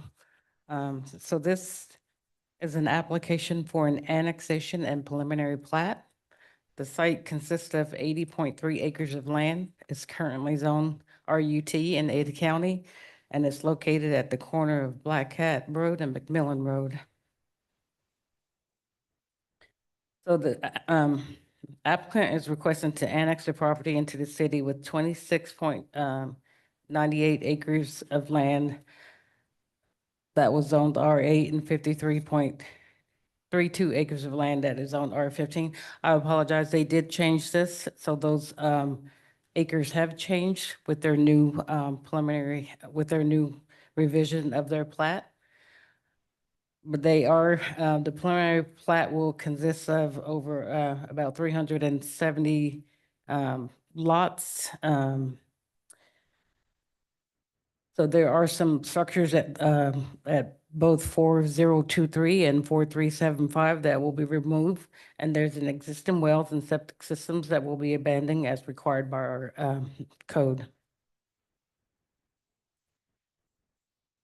This is the preliminary plat that was revised by the applicant. We did ask the applicant to provide a mix of dwelling types, such as single-family attached or townhomes within this proposed development, which is allowed by the comprehensive plan within the R15 zoning district. The applicant is proposing something called next-gen homes that meets the city's request, but I will let the applicant go into further details about that because I don't want to steal their thunder from them. This subdivision is proposed to be developed in 5 phases. The first phase will include all perimeter and arterial roadways, frontage, and multi-use pathways, the North Grand Lakeway collector, 4 public street connections and a primary common area amenity lot. Development of the subdivision will be required to comply with the subdivision design and improvements. And then I also want to state that the applicant is going to do a revision on their phasing plan based on a conversation they had with the highway district as far as some roadway improvements, which we'll get into in just a minute. So the applicant had previously proposed 7 common driveways with this subdivision. With the revision of the plat, they are now only proposing 1. The development, again, it's required to comply with the subdivision design and improvement standards. They previously proposed 6 block faces that exceeded the maximum block face standard. The applicant, again, they revised the preliminary plat and all the block faces meet the UDC requirement. No waiver is being requested. So again, we were talking about the next gen area. This is the area that they're providing a different housing type. So there's a 25-foot wide landscape buffer that is required along Black Cat and McMillan Roads. A 20-foot wide buffer is required along the internal collectors. All landscaping will have to meet the UDC standards. We did recommend a 10-foot wide detached sidewalks be provided along the collector and arterial streets within and abutting the site for public safety. The pathway master plan, it depicts a 10-foot pathway along the internal collectors and along the north side of the Calkins lateral. The landscape plan reflects a buffer from North Black Cat Road edge of pavement ranging in width from about 70 feet from the south to 97 feet in width at the north. The Creason lateral and the Limp lateral, as well as the maintenance road, are both located within this buffer. Along McMillan Road to the north, there's a buffer shown with the width of 101 feet from the edge of pavement. The Creason ladder is also located within this buffer. There are landscape strips of at least 25 feet in width between the lateral and the exterior property fence. Both arterial buffers meet the minimum requirements for at least 1 tree per 35 feet in width. The areas containing the lateral are shown to be sod. Buffers of at least 30 feet in width are provided along North Grand Lake Way. 8 feet wide landscape parkways are provided along most of the internal local streets. And again, all these buffers must comply with the UDC. So the applicant is proposing no mow lawn, grass within the landscape buffer along McMillan and Black Cat Road. So staff is requiring that the applicant to change this to regular sod, as from past experience, once this has been transferred to the homeowners association, this area will be mowed, as perception is that it looks and feels unmaintained. So we've asked the applicant to revise the landscape plan to incorporate the following. We wanted them to work with the irrigation district to enter into an agreement to provide some type of landscaping other than gravel in the common open space area on the southern part of the property. We asked the applicant will need to revise the landscape plan accordingly with the understanding that trees will not be allowed in the area, but grass and shrubs may be allowed to be added if negotiated within the agreement with the irrigation district. We're asking that they remove the no mow grass and add regular turf along Black Cat and McMillan Road and add grass in the burrow ditch along Black Cat. As far as the qualified open space, a minimum of 15% of qualified open space is required to provide it with the development. Their open space exhibit shows that 23.76 of open space was provided, and that meets the required quality and qualified open space standards. So based on the standards, they have to have a minimum of 16 amenity points. The amenities that are proposed are a barn-style open-air gathering space with restrooms, open grassy play areas, natural play areas, picnic areas, open space common shelters, playgrounds, sports field, pedestrian and bicycle circulations, large pond water feature, and meandering pathways are planned for the central amenity area. All the common open space areas are required to be landscaped with one deciduous shade tree for every 5,000 square feet of area and include a variety of trees, shrubs, and lawn and other vegetative ground cover per the UDC.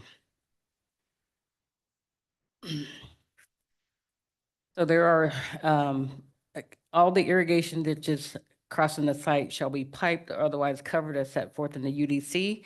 Per the applicant's narrative, the Lemp Canal adjacent to West McMillan Road will be piped. And an easement granted, all work on the Lemp Canal has been coordinated with Settler Irrigation District. Required irrigation district easements will be granted within the common lot. Irrigation district easements exist for the Lemp Canal and the Creason lateral adjacent to North Black Cat Road. These easements exist within the common lot. Maintenance roads are indicated along both laterals. Coordination will be ongoing with the irrigation district managing the waterways to meet the requirements.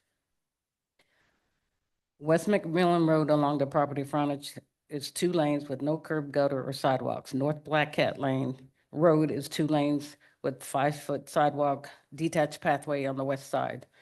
This development proposes 5 points of access. The primary access will be the Collector Street off West McMillan, North Grand Lakeway towards the northeast side of the property, through the property. There is a, wait a minute. Oops, sorry. And connecting to the Quartet Northeast number 2 at the southeast corner of the property. The other 3 access would be local streets. One is on the western access to North Black Cat Road, which aligns with West Quintel Street, and eastern access, which connects to West Vizio Street from the Volterra Heights subdivision, and additional southern access, which connects to North Bartak Avenue, also in the Quartet Northeast number 2. So based on the ACHD staff report, due to the high water table in this area, permeable pavers may be necessary internal to the site to accommodate high groundwater. Permeable pavers are allowed provided they are designed in accordance with ACHD policy and best management practice. So based on the proposed development, ACHD is requiring the applicant to do the following improvements to North Black Cat Road and West McMillan. Dedicate 50 feet of right-of-way from the center line of North Black Cat Road abutting the site. Improve McMillan with 17 feet of pavement and a 3-foot gravel shoulder and 12-foot wide gravel irrigation access road as proposed, and a 10-foot wide multi-use pathway abutting the site to tie into the existing improvements on the site. Construct a dedicated westbound left lane turn on McMillan Road from Grand Lakes Way, constructed to the intersection of McMillan Road. Dedicate right-of-way as necessary to accommodate the left lane, turn lane. Improve Black Cat Road with 17 feet of pavement from center line, a 3-foot wide gravel shoulder and 5-foot wide concrete sidewalk as proposed, located at a minimum of 47 feet from the center line, abutting the site and tie into the existing improvements south of the site. Other than specifically approved with this application, there will be no direct access to McMillan Road, Black Cat, and Grand Lake Way, and should be noted on the final plat. So, again, per the ACHC staff report, McMillan Road west of 10 Mile is anticipated to exceed ACHD's acceptable level of service plan and thresholds in the PM peak hour as a 3-lane road under 2025 total conditions, but it meets ACHD's acceptable level of service plan and thresholds under the shoulder hour, in the shoulder hour under the 2025 conditions. Shoulder hour is defined by ACHD as 1 hour before and 1 hour after the peak hours, during which traffic is rising toward or decreasing from peak, and congested conditions are infrequently occurring. McMillan, west of 10 Mile, is facing a significant challenge in handling the traffic demand. The master street map limits the road to 3 lanes, but the project level of service for this area expected to degrade to an F due to the proposed entitled developments. A level of service F indicates heavy congestion with traffic moving very slowly or stopping frequently. While mitigation measures are in place, they may not be sufficient to significantly improve traffic flow as the road cannot be widened to accommodate the additional volume. The traffic impact study was prepared by CR Engineering in 2021. A new TIS was not required as the increase in the number of lots for Baratza subdivision was considered minimal.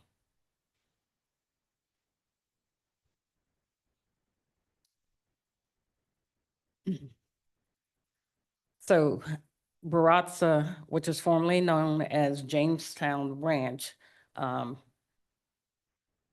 requested to annex into the city and subdivide 80 acres of land with R8 zoning into 294 building lots with 25 common lots. This proposed development was denied by City Council in 2022. Council stated the reason for denial was that the proposed annexation is not in the best interest of the city and would be detrimental to the community for the following reasons. The proposed development would generate additional traffic on West McMillan Road and North Black Cat Road. West McMillan Road from North Black Cat to North 10 Mile will not be widened to two lanes until 2031 at the earliest. North Black Cat Road from West Ustick Road to West McMillan Road will not be widened to 5 lanes until 2031 at the earliest. However, since the Planning and Zoning Commission meeting, the applicant has revised their site plan to add more R8 lots and less R15 lots.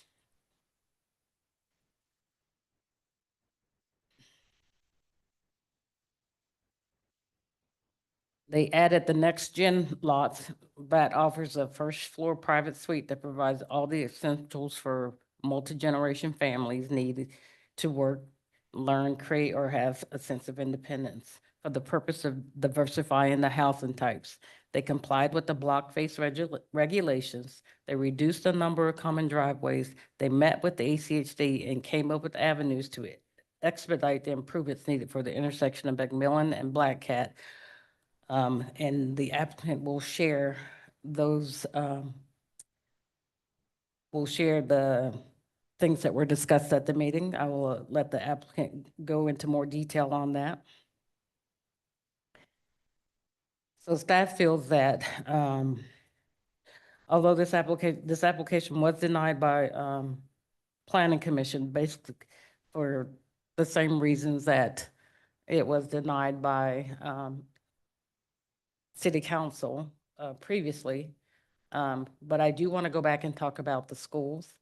So we did receive a letter from West Ada School District, and they said that the elementary and high schools are over capacity, or at or over capacity. Pleasant View Elementary School has no room to put another portable or space to create another classroom within the existing building. The children in the area will need to be bused to another school that does not have the capacity. And I know the applicant met with West Ada School District. I know West Ada School District did receive some money to build 2 new elementary schools. And I know one will be near Star, and I can't remember where the other one will be located. But West Ada did provide additional information today based on the comments that were in the narrative provided by the applicant. And they stated a new school, Pleasant View and surrounding schools will likely reach capacity in the coming years based on factors including already entitled development and phase growth. So some of the things that they can do, they can transport students, attendance area adjustments may be adjusted if available. The passage of a bond to build new schools and place portable classrooms if needed. But portables are not applicable for Pleasant View Elementary because they just don't have the room for it. But I would like to say that I am happy that the applicant took the opportunity to listen to what the public and the commission had to say at the hearing. They took it upon themselves to go out and meet with the neighbors to go to the highway district, to talk with the school district, to see what they could do to help alleviate some of the issues that were addressed. And I'd just like to thank them for their efforts because I have to say that it's refreshing to get that work in relationship with the applicant, that they are taking our comments seriously and they do something to actually try and fix it. So with that, I will take any questions that you have. Thank you, Linda. Council questions for staff? Sure. Councilman Cavanagh. And just one question, and it pertains to the letter from West Ada. Did staff take the letter from West Ada that students from this proposed development would be bused, or students in the area could be bused to a different school? Because I think that, to me, is two different ways to look at things. Well, this is a letter that was based on this development. So with other entitled developments in the area, I think it applies to this development also. Okay, thank you. Council, any additional questions for staff? Okay, would the applicant like to come forward?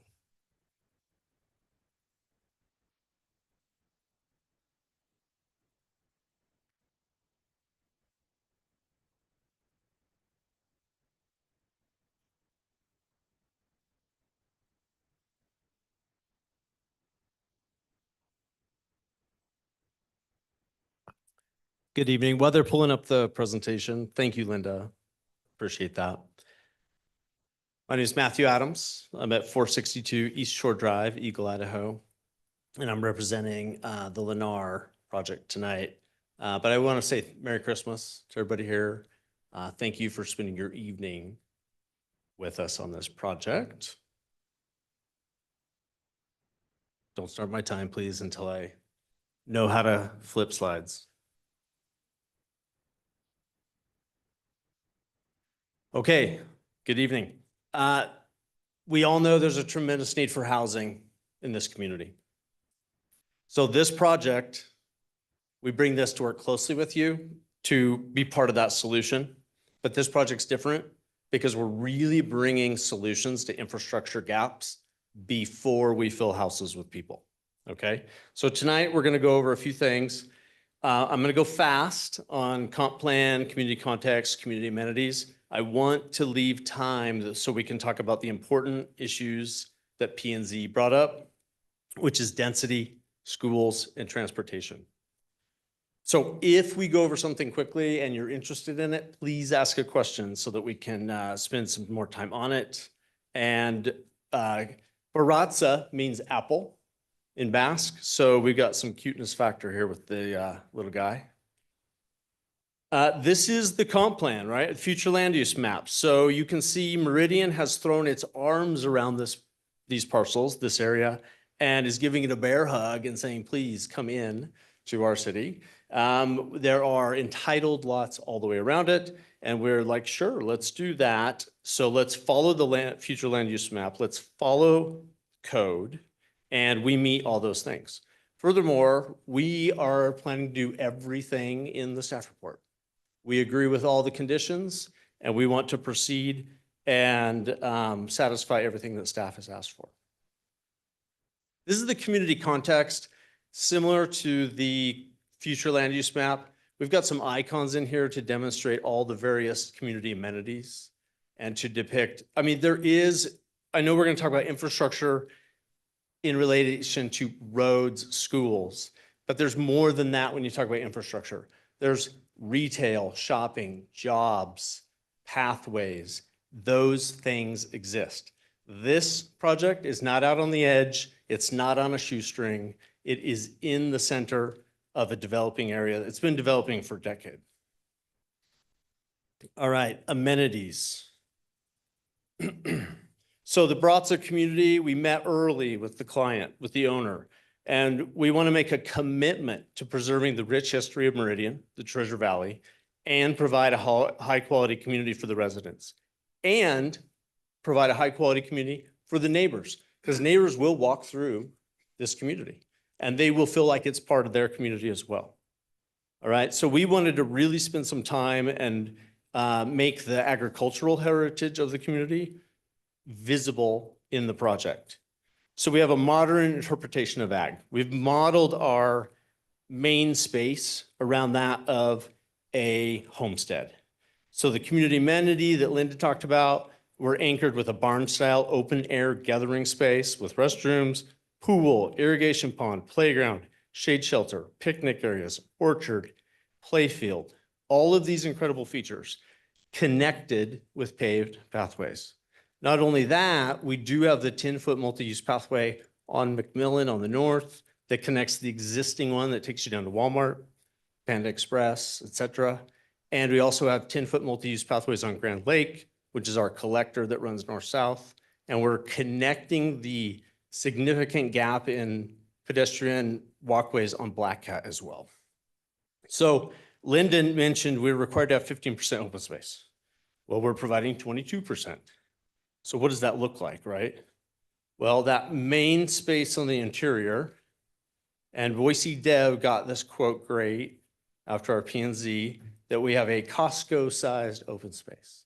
So I think 6 acres of open space is hard to maybe conceptualize, but we've all been to Costco. So the parking lot by the tire area out to 10 Mile plus the building, that's what we're talking about. It's massive, okay? This is a really great investment to provide an amenity for the folks that are going to live here. And again, I think it provides an amenity for the neighbors as well.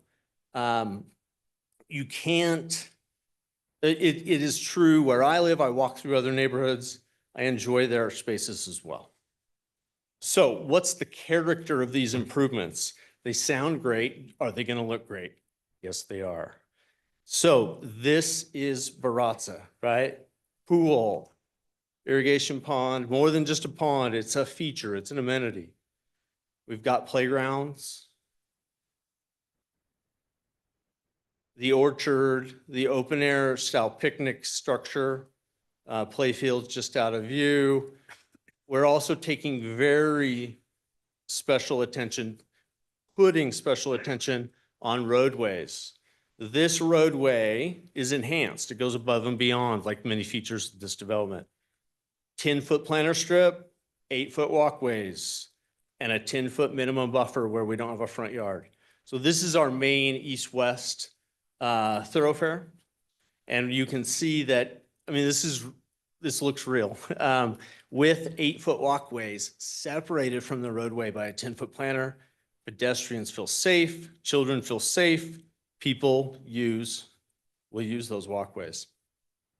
Architectural character, we want to lean in on this ag theme, so that's where the board and bat is used pretty extensively when you want to do that. It feels very appropriate in our community. All right. Now I do want to talk now about what planning and zoning said, and that we listened and that we worked really hard with staff, other agencies, and the neighbors to come up with proposals. So I'm going to talk about density, how it relates to zoning, schools, and transportation. I am going to have Sonia with Kittleson come up, talk about transportation, and then I am going to have Tony come up and talk about neighbor engagement as well. So let's get into density. So the P&Z said, is R15 zoning and density appropriate in this community? So medium density residential per the future land use map does allow R15, but when we presented, P&Z said, feels like too much. So we revised it. So now we have R8 that aligns to R8 to the west, to the south, to the east. And then we have R15, which is pushed up on McMillan, because across the street, there's a higher density development that's already platted. So we are matching into the community. We're matching and mimicking the densities around us. Okay, why do R15 at all? Well, we can shrink those lots very slightly, and we can allow some affordability, because it is important to have affordability in this community. This is meant to show you the context of density, right? So I said there's a higher density project across the street at 13.6 units per acre. We have R15 up against that 13.6, but we're still at a 5.6. 0.4 to the east of us and 4.8. Okay, you can see 5.6 to the northwest, etc. Per the staff report, the average net density within 1 mile is 4.96. So let's call it 5, and we're at 5.6.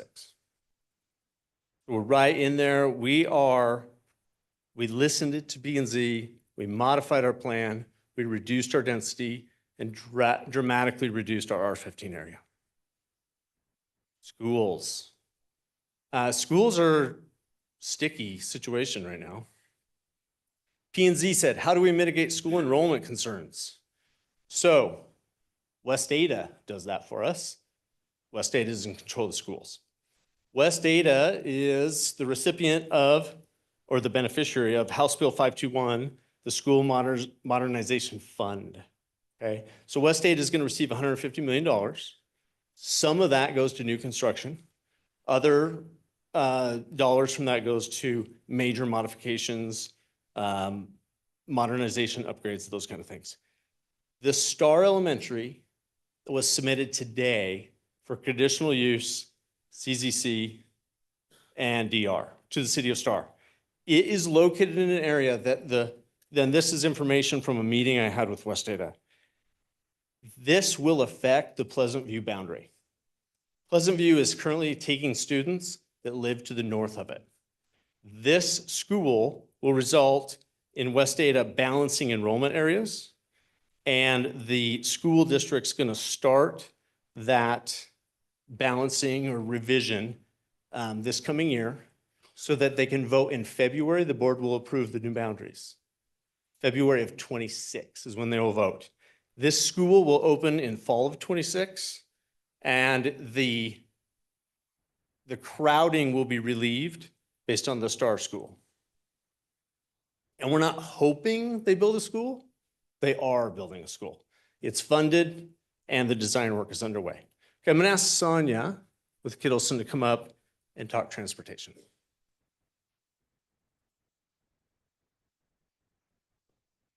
Good evening, Mayor Simonson, Council. Sonia Delighten with Kittleson and Associates. As Matt said, I'm here to present a few slides to talk about and address the concerns that the P&Z had related to traffic and transportation. So I think the most important thing to understand as we're talking about transportation in this area is by the time homes are built in this subdivision, if it is approved, the transportation system around this area is going to look very different. There are over 9 major transportation projects that are in the immediate site vicinity. You can see that here. Several of them, such as the new State Highway 16 extension, the widening and upgrades to Ustick Road, as well as a traffic signal that ACHD has planned at Black Cat and McMillan. These are funded, constructed, in the process of going to, funded, designed, and in the process of going to construction next year. ACHD is going to begin construction of the traffic signal at Black Cat and McMillan in January. And I know you are all very familiar with Ustick Road and State Highway 16 and the accelerated schedule those projects are on. In addition, there's other projects in this area planned and moving forward. And we'll get into a few more details on that, but I wanted to make you aware of how different the transportation system in this area is going to look. And you can see in this table here, by the time all of these funded and planned transportation improvements are in place, in this vicinity, there will be a net additional capacity of almost 20,000 vehicles in the peak hour once all of these transportation projects are in place. So the ability to accommodate significantly more traffic than is there today. This graphic shows how that additional net capacity is going to come into play over time. So you can see there's a pretty significant jump in that capacity between now and 2030 because of those major projects that are currently underway. And then over time, by the time we get to 2040, you can see all of that additional capacity that will be in play. And that's shown on the blue line on this graph. The orange line at the bottom of this graph is how much capacity or how much traffic the Baratza development itself will add to the system. So you can see here, we're adding 317 peak hour trips compared to that 20,000 trips of additional capacity that's being added to the system. Now, we know Meridian, other cities in this area, this is not the only project you have approved or will be approving, but you can see how much capacity is going to be out there relative to what this development would actually need. That said, this development wants to be a proactive contributor to improving the transportation system in this area. And so I'd like to summarize briefly just what specifically Baratza development is offering to do with approval for transportation. So first, as Linda summarized, we will be dedicating right-of-way along Black Cat and along McMillan so that ACHD has that right-of-way available for their future plans along both of those roadways. There'll also be frontage improvements, of course. There'll be relocation of the canal that will be required in order to do some of those improvements. We'll be constructing the completion of Grand Lake, the collector of Grand Lake Way between Black Cat and McMillan to provide a redundant connection. So some folks in those subdivisions don't actually have to go out to the arterials. Sorry. Is that time? Okay. That is time if you can. I can wrap up really quickly. And I think the element that I want to highlight most is specifically at McMillan and Black Cat, what this development is proposing to do. So as I mentioned, today it's a four-way stop intersection. As I mentioned, ACHD is starting construction on a traffic signal at the beginning of next year. But we know that traffic signal is not the ultimate improvement ACHD wants at that intersection. They actually have planned a multi-lane roundabout.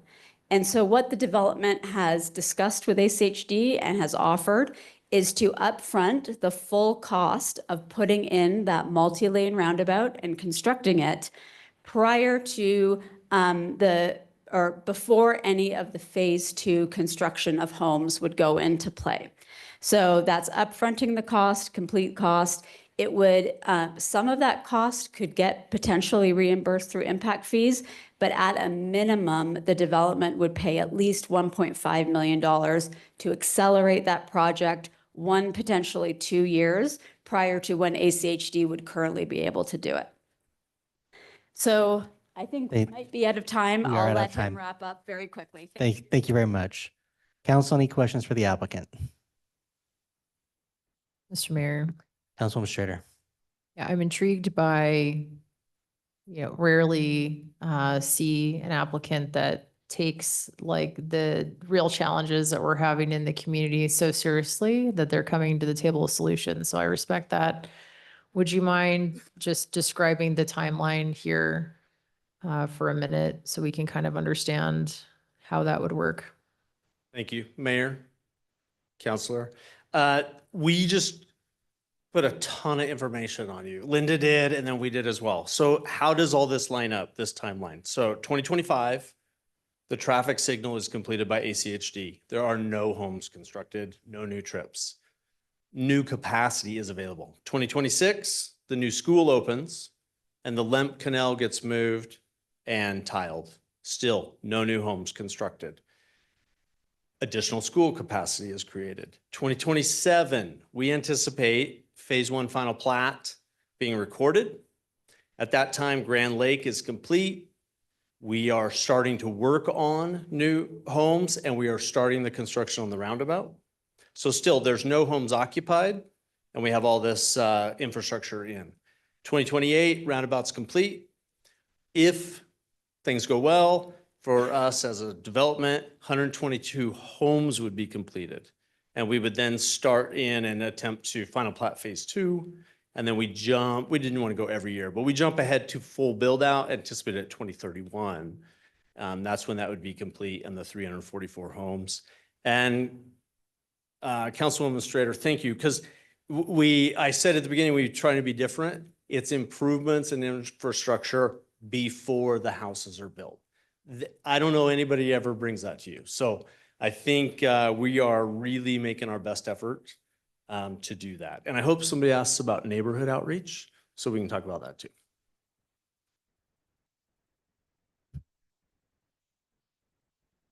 Mr. Mayor, Councilman Taylor. can you tell us about your neighborhood outreach? I'm kind of curious now. Mayor. It is an important part of Councilman this. Taylor, I would love to, on this project, I'm gonna ask Tony to come up and talk about that a little bit. We hosted 4 neighborhood meetings and had meetings with individual neighbors because it's important to do it right, okay? The check the box one meeting is fine, but it takes more than that to be successful. Tony Sang, 6518 North Fairborn Avenue, Meridian, Idaho. Mayor Simpson, council members. I'm actually representing the ownership group, and I want to start, part of the community outreach is that working with different builders, luckily, the city of Meridian's awesome. You know, we own this piece of land. We had 4 different offers, all within 2% of each other price-wise. And when we looked at the offers, you know, a lot of them, you probably can imagine who they are. We chose Lennar. They present us the most compelling argument of what they're willing to do. The amenities, the use of open space, their willingness to kind of work with us. And I've done a previous development with them and realized that they really do care about what they build. They're not a minimums developer or builder. They want nice stuff. And so that being said, you know, we really cared about who we partnered with. And I think some of the stuff, and back to community outreach, and this is kind of ties it all together, is that I was able to meet with the neighbors 3 different times and a lot of trying to address their concerns. Obviously, the 3 main concerns we had were traffic, schools, and the density. I think the density dilemma conversation was kind of lost. If you were able to watch the P&Z meeting, they kept talking about R15, R15, R15. We get that. And we're not trying to put 15 units per acre. If we did in 80 acres, it'd be 1,200 homes. You know, R15 zoning was really used for lot sizing. And when we changed the R15 zoning, we just added a couple hundred square feet to some lots to make it R8. And so we did it different from the previous development. We bought more land. We actually bought more land from Larry James. We have more land to work with. Not a ton of land, 2.5 acres, 3 acres, but we did buy more land. So back to community outreach. So we met with the neighbors. They were great. I mean, I don't know if you guys watched the community meeting for the P&Z, but there are about 25 to 30 neighbors that showed up. They cheered when P&Z denied us 2 to 3. Yes. But we worked with them and we told them what we're doing, what the alternatives are. And as the landowner, you know, we have options to sell to who we have to sell to. Now, if Lennar gets denied, if this gets denied, obviously we have to make alternative decisions on who we sell to. And what I kind of explained to them, hopefully they supported, and obviously not as many people showed up, was you found a great partner. We found a great partner. If we deny this, if this gets denied and gets pushed out a couple of years, we lose $1.5 million. I mean, I want to emphasize the fact that Lennar is going to pay up to $6 million, not up to, but we're estimating $6 million to privately fund the roundabout. It's going to happen 1 year to 2 years earlier. And they're going to carry that to 2029 and only get back $4.5 million. They're going to leave $1.5 million that the county of Ada County, the state of Idaho, is going to get to keep. Let's not forget floating $6 million for 2 years at 7%. It's another $800,000 of float cost. I thought it was amazing when I approached ACHD, worked with Steve Price and the group, that moved the needle. They're really impressed. They're pushing forward. We're committed to, I can't take credit. Lennar's committed to putting those funds into our community. And I just sit here and go, okay, if it gets denied, I get it. We'll sell somewhere else, but that evaporates. The next builder probably won't do that. In fact, I talked to a builder to help, a local developer to help participate in the funds, and he was gonna get back all his funds in impact fees, and he said he'd pass. And Lennar's, I mean, $1.5 million long. Can we get back to the? Sorry, I'm sorry. Yeah, I'm we- sorry. I'm dialogue. Yes, so you the either community, so answer what we the did with question them or is, we'll move on. I'm sorry, Mayor Simpson. So yeah, and we addressed their concerns. I think Dean's over here, the Quinns are over here. They said, hey, the previous developer wanted, they agreed to not build two-story homes around our house. So I worked with Lennar and they said, hey, listen, we didn't make them this promise, but can we designate these homes to be one-story homes? And they said, absolutely. We had another neighbor that wanted, they're afraid that they're gonna use Grand Lakes as a cut through. So we asked the city, we asked the staff, hey, can we develop this last piece where it connects to our west at the end so we don't create the last piece of road so people can't cut through?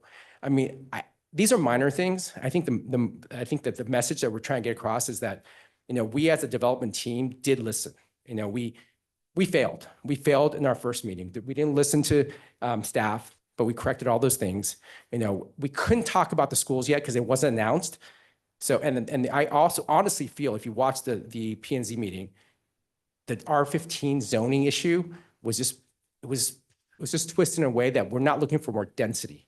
We use that zoning for more, and through the community meetings, explain to them what we're trying to do. I think they understood that.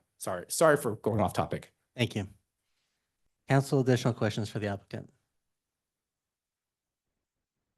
Mr. Mayor, Councilman Locke. Mayor and Mr. Adams, just looking at this picture that's on the screen, if you'll go back, the northwest corner of this at McMillan and Eustic, does it accommodate, I'm not seeing a roundabout in your image here. Is there, how will that change when the roundabout is built? Excellent question. Mr. Mayor, Councilman Whitlock, this graphic does not show the roundabout. You are correct. However, it does depict accurately the dedication of right-of-way for the roundabout, and there would be no impact to the lot layout, the open space, when the roundabout occurs. Now, the sidewalks would need to be adjusted slightly because they'll initially be constructed for the traffic signal. But this layout will accommodate the roundabout. We have the CAD files from ACHD. They are in the background as we work on our development. Thank you for the question. Mr. Mayor? Councilman Taylor. One question on the timing of some of the transportation improvements. Correct me if I'm wrong, and maybe you're the one that can answer this for me, but you stated an additional 20,000 trips accommodated when everything is completed. But one of my, go back to, okay, here we go. Very bottom of your chart, Black Cat Road, widening to 5 lanes from Eustic Road to Chinden. Timeframe 2040.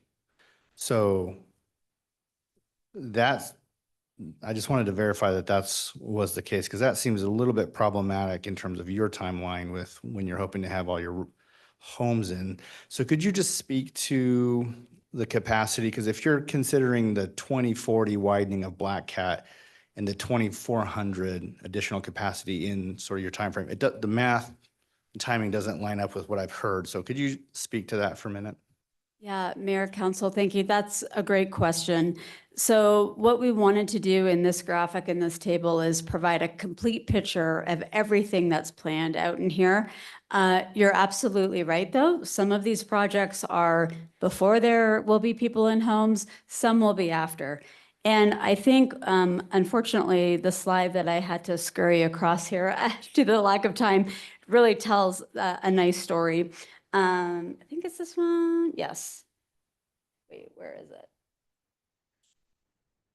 Yeah. Oh, it might be cut off on this. That's my fault. Formatting error. You're all right. You're all right. If you narrow in this view and don't look at those longer term projects, if you really focus, even if you don't consider some of those that are guaranteed, like State Highway 16, the Eustic widening, if you really focus only on what is this development actually doing? And that would be the right-of-way dedications on McMillan and Black Cat, the roundabout construction, and then the addition of Grand Lake Way. If you add just those up, we are close to 4,000 vehicles of additional capacity added to the system. And then you can compare that back to the 317 trips that the development will generate. So the projects that this development has committed to doing itself will provide about 10 times the capacity that it itself needs to accommodate its traffic.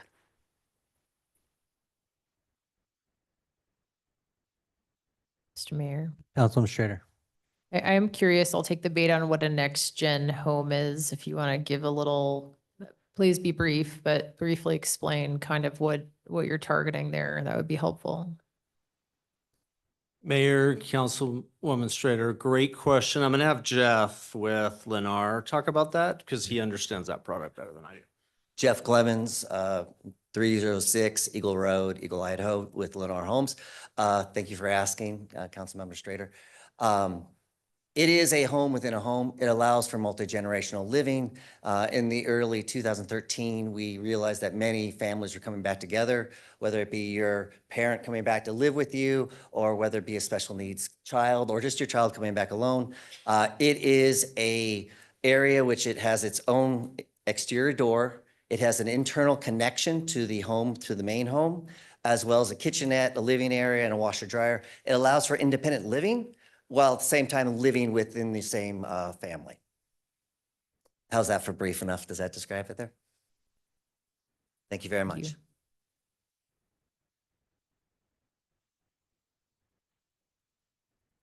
Council, additional questions for the applicant?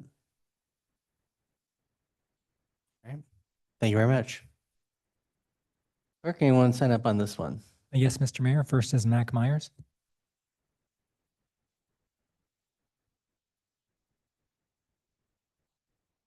Good evening. State your name and address for the record. Good evening, Mr. Mayor, council members. My name is Mac Myers. I am the district manager of Settlers Irrigation District. And forgive me if you will, usually I'm up here to speak in opposition to these projects. And I spoke in opposition to this project last time we looked at it, and formerly known as Jamestown. But I just wanted to go through this with you guys really quick. I've been working with the land group on a new design, and they have met every requirement that the district has wanted and provided a design that's sufficient and satisfies the district. And I think that the design ultimately improves safety for not only district employees while doing maintenance on the irrigation facilities along McMillan, but for vehicular and pedestrian traffic, significantly improving the safety for the pedestrian traffic. I've got pictures on my phone. I should have printed them off for you guys so that you can see the kids walking down the fog line between the canal and the fog line. And I've got pictures of vehicles upside down in our ditch, right there at Joy Street and along McMillan. And I think that the relocation of the canal, piping the canal, is more important than anybody has really considered at this point. As far as the roadway widening project goes, without relocating the canal, that project's never going to get done. And these guys are proposing to do that at a cost of I think the last estimate was like $1.5 million in piping for the irrigation facilities alone. On top of the intersection improvements. We currently have an agreement with Idaho Power that just came up over this last year.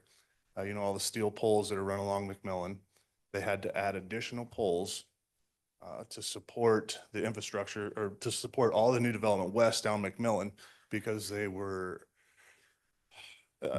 concerned that they were going to have rolling blackouts like Jump Creek and further west on down there. So they came to us, they wanted to put poles in, wooden poles, and we agreed to allow them to encroach within the easement so long as the canal did get relocated, because it's basically obstructing our maintenance, because they've got the steel poles on the north side.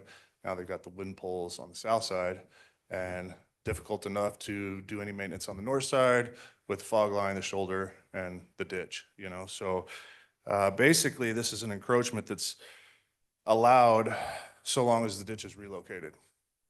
Ditch doesn't get relocated. I mean, we do have the option of removing those encroachments. Power will not like that, and neither will any of the other developments further on west. I have a few more things to say, but basically it's, you know, if the canal doesn't move, the intersection doesn't get widened, because I've reviewed the entire CAD drawing from ACHD and how it impacts all the infrastructure is there at the intersection. They're gonna be experiencing rolling blackouts. Safety doesn't get improved for anybody. It's a big deal. It's important that that thing gets relocated. And what they've provided us, we are content with. And I wanted to come up here and tell you guys, because last time I was in opposition to this project, and with the new team and the new design, I think that they're on the right track. So just want to let you guys know. So Matt, can I put you on the spot for a different Sure. question? Yep.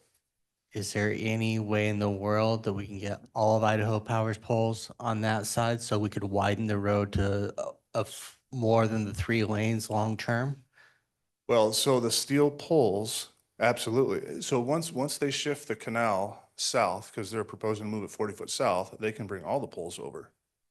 But relocation of those poles the last we looked into it was like 400 grand a pole.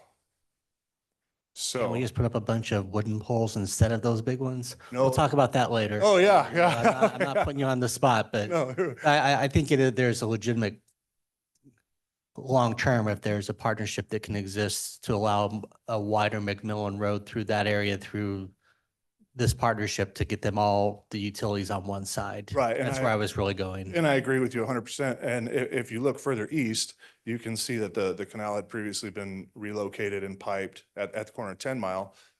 And that's where for the intersection there. So that's when they widened that intersection. If you follow that center lane down, you can see where the canal dives back towards McMillan, and that center lane tapers down to nothing, kind of just past Walmart there. And that's where it gets, you know, it's edge of pavement, it's fog line, edge of pavement, and canal bank. You know, so it's an extremely dangerous area, and you know, people pulling into Walmart, somebody not getting seen, they get rear-ended, and same thing on Joy Street, and so on and so forth. So that canal really does need to get relocated, and it's huge, you know. So anyways, appreciate it. Does anybody have any questions? Any other questions? All right, thank you. And Mr. Parsons, I hope you heard that we can, seriously, that's a fraction compared to buying a home of moving poles. So, Right. okay, Thank you. thank you. And Mr. Mayor, next we have John Caldwell.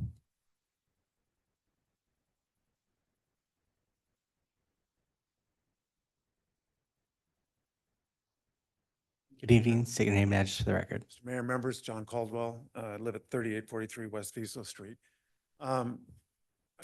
Just listening to all this testimony, I just want to bring up a point. I live in the development next to it. And what we're concerned about is, well, first of all, you have to back up a sec. Right now, McMillan's a parking lot. It's 2 lanes. You got all those developments over on Black Cat. There's a huge backup in both directions any time of the day. And what's going to happen is they have, as she pointed out, there's this new development would go into our development through West Viso Street. And people, right now, if you go out and take a ride on McMillan and you want to go to 10 Mile, take a ride on 10 Mile, you have to wait. There's a long line to Walmart and all that stuff, okay? So what people in our neighborhood have done is there's a little shortcut that you can cut through our neighborhood and go directly to 10 Mile.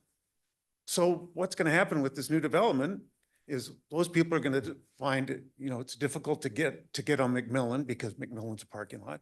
So they're going to cut through our neighborhood to go to 10 Mile. To get through, they have to go through a park where all the kids are. To get through, that's where the bus stops are for all the kids. And so, no, I don't think anybody's thought this through, that you're basically, because of, the total traffic problems in McMillan, you're sending traffic through a neighborhood with lots of kids playing. You're going to be, people have to drive through a neighborhood to get to this shortcut or to avoid the traffic. And as well as I do, people are going to do that because McMillan's a parking lot. So that's a concern. I don't know whether the council's going to approve this or not, but I hope the developer could figure out a way to slow that development, or to don't allow people to go into our development until you've widened McMillan, and still it's not a parking lot. Thank you. Council questions? Mr. Caldwell, quick question. I want to make sure that I'm hearing you right, and maybe you can paint a picture for me, because I don't spend a lot of time in your part of Meridian. And so I heard your testimony tonight. Biggest opposition is that you're concerned that the residents of this proposed development would use your neighbor to kind of access your guys' shortcut. Correct. Okay. Is there any thought that and maybe Linda can pull up the map, doesn't this residential development take access off of Black Cat as well?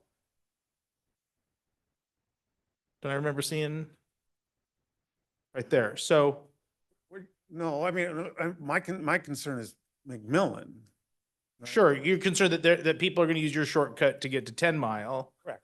And I guess I'm also trying to look at, well, there's Black Cat that's here. Wouldn't they just use Black Cat? Or could the same argument be made that your neighbors would use their shortcut to be able to get to Black Cat? Nobody's going to go into that neighborhood because like I said, turning, the entry that they've got onto McMillan, you're not even getting able to make a left right now. I have the people in this new development, they won't even be able to make a left onto McMillan because there's such a backup. So they'll take a right on McMillan, they'll go down, and they'll wait forever just to make a right on 10 Mile. The problem is, McMillan's a parking lot. No, we're not going to go through their neighborhood to go, we're going to go the way we normally go to get away from all the traffic that the city has created. Fair enough. Thank you. Okay, thank you, sir. Okay, that's everyone who signed up. Is there anybody else who would like to provide testimony on this item? If so, you can come forward, or if you're online, you can use the raise your hand feature.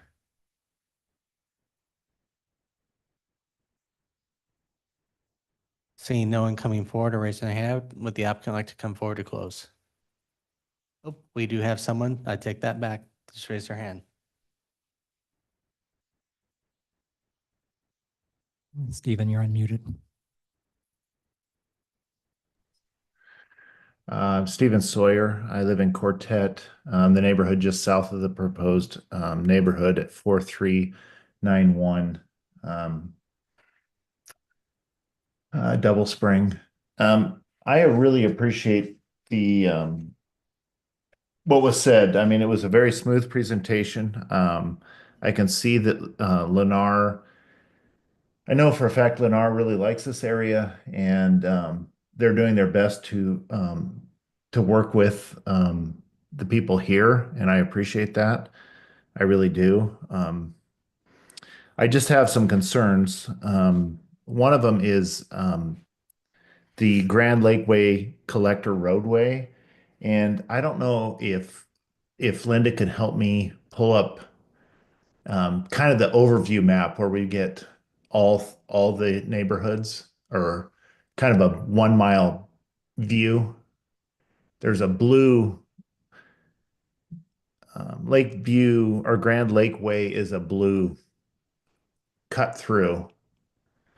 And what's different is most of the neighborhoods in Meridian's done such a good job of being on a grid system where it makes it easy. And if you try to cut through a neighborhood, you get lost. People just don't do it. And it makes it so the neighborhoods are nice. That one will work. Grand Lake Way is kind of on that. Yep, you see it. If you saw the whole picture, it would connect to Black Cat. There is no way that is not going to just turn into a raceway. I don't know any other neighborhoods in the Meridian area that have that where you can just absolutely cut basically straight through those block systems that we've got, those 1 mile grids. We already have a problem with traffic going through there, and it's a dead end street, and that's just our neighborhood of Quartet. So I can't imagine what that's going to be like. So that would be nice to see that addressed. I think the gentleman prior to that was talking about just off of Vizio Street that ties in, and I completely agree with him. I guess I'm really concerned with what Meridian's vision is for the future. I heard the Lennar rep talk about, the density and those kind of things, but even their R8 is very dense. We're talking about the second gen or I don't know what they're calling them, new gen buildings. I love that idea. I think there's a real need for that. But when you look at those drawings, you all you see is garage facing the road, and you're really talking about 2 homes on 1 lot, and these lots they're a lot smaller than a lot of the R8 neighborhoods. So these are just things I'm thinking of as I'm listening, and a concerned citizen as well. As we end up chewing up the land in Meridian, I'd really like to see it used and really built for families, and that's kind of where I'm at. Thank you. Thank you. Council, any questions? All right. Thank you very much, Stephen. Matt?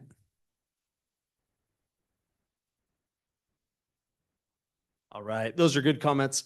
We'll leave it on this screen. I'm going to take a couple of them and then have our traffic expert, transportation expert, take a couple. McMillan, great discussion with Mac.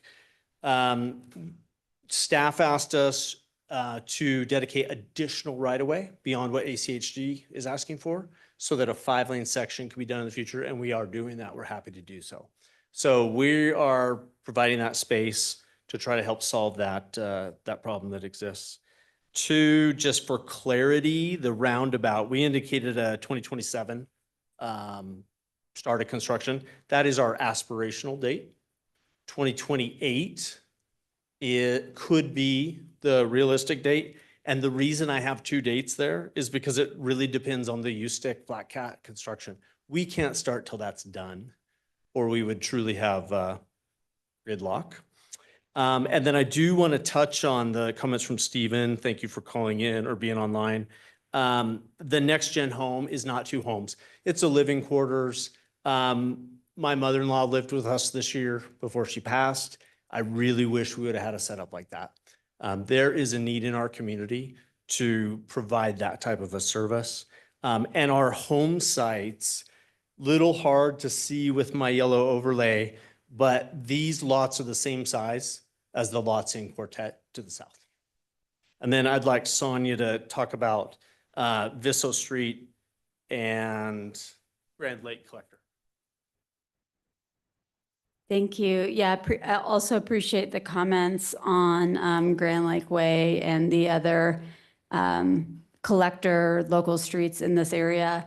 So Grand Lake Way in particular, that's on ACHD's master street map.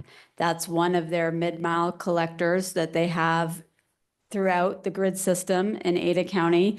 Everywhere in Meridian, you have those mid-mile collectors. And they serve a purpose. They serve an important purpose. They're not designed like a local street. They're designed as a collector.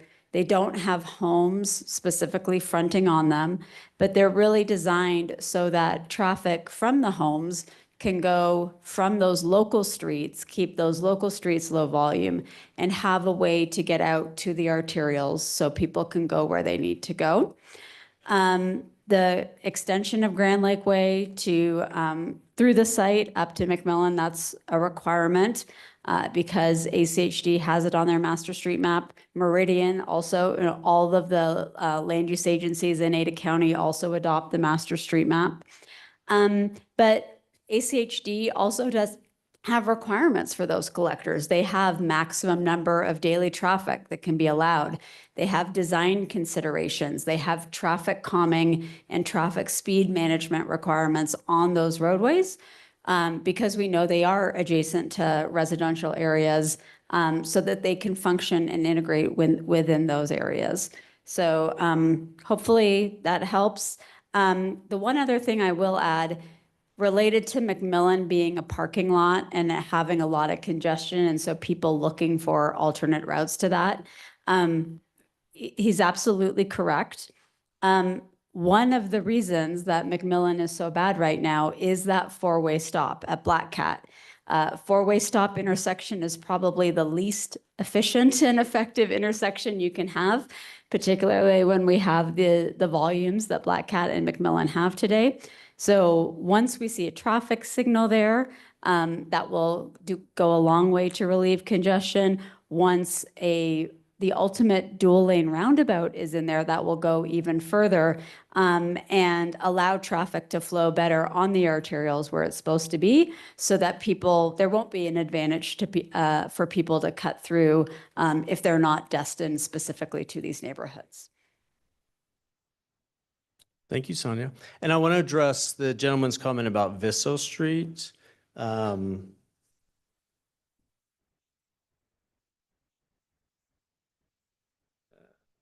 there, that's Visso, right? So we got that comment in a neighborhood meeting, and we took a look at it, and we thought, well, let's move it into our final phase. Let's keep it so that it's not connected. People learn driving habits. Then it gets built with the last few homes. It's just that east strip, and we'll try to prevent some of that cut through. So a couple things on that. We looked at that with staff, and talked about fire access. And there was a consensus among staff and our team that Visso is needed to be connected. Cut through traffic is one way to think of it. The other is connectivity and access and additional capacity, so that the folks that live in Bridge Tower West also have access to Grand Lake. There was some discussion that our early phases, if fire was on board, possibly a temporary bollard setup. Yeah, I don't know. We're open to doing anything we can to be sensitive to those neighbors so that they don't feel some sort of impact from that road being connected early. Thank you. Council, any additional questions? Matt, you're going to come back up. Adams? First, and I always appreciate the enthusiasm you bring to the projects. I don't feel like you're trying to fake it till you make it. Like, you really just come with joy with projects you present. I appreciate that. Linda, can we pull up the slide that shows the open space? Because there's a piece in there that caught my eye that I kind of want to understand a little bit more about.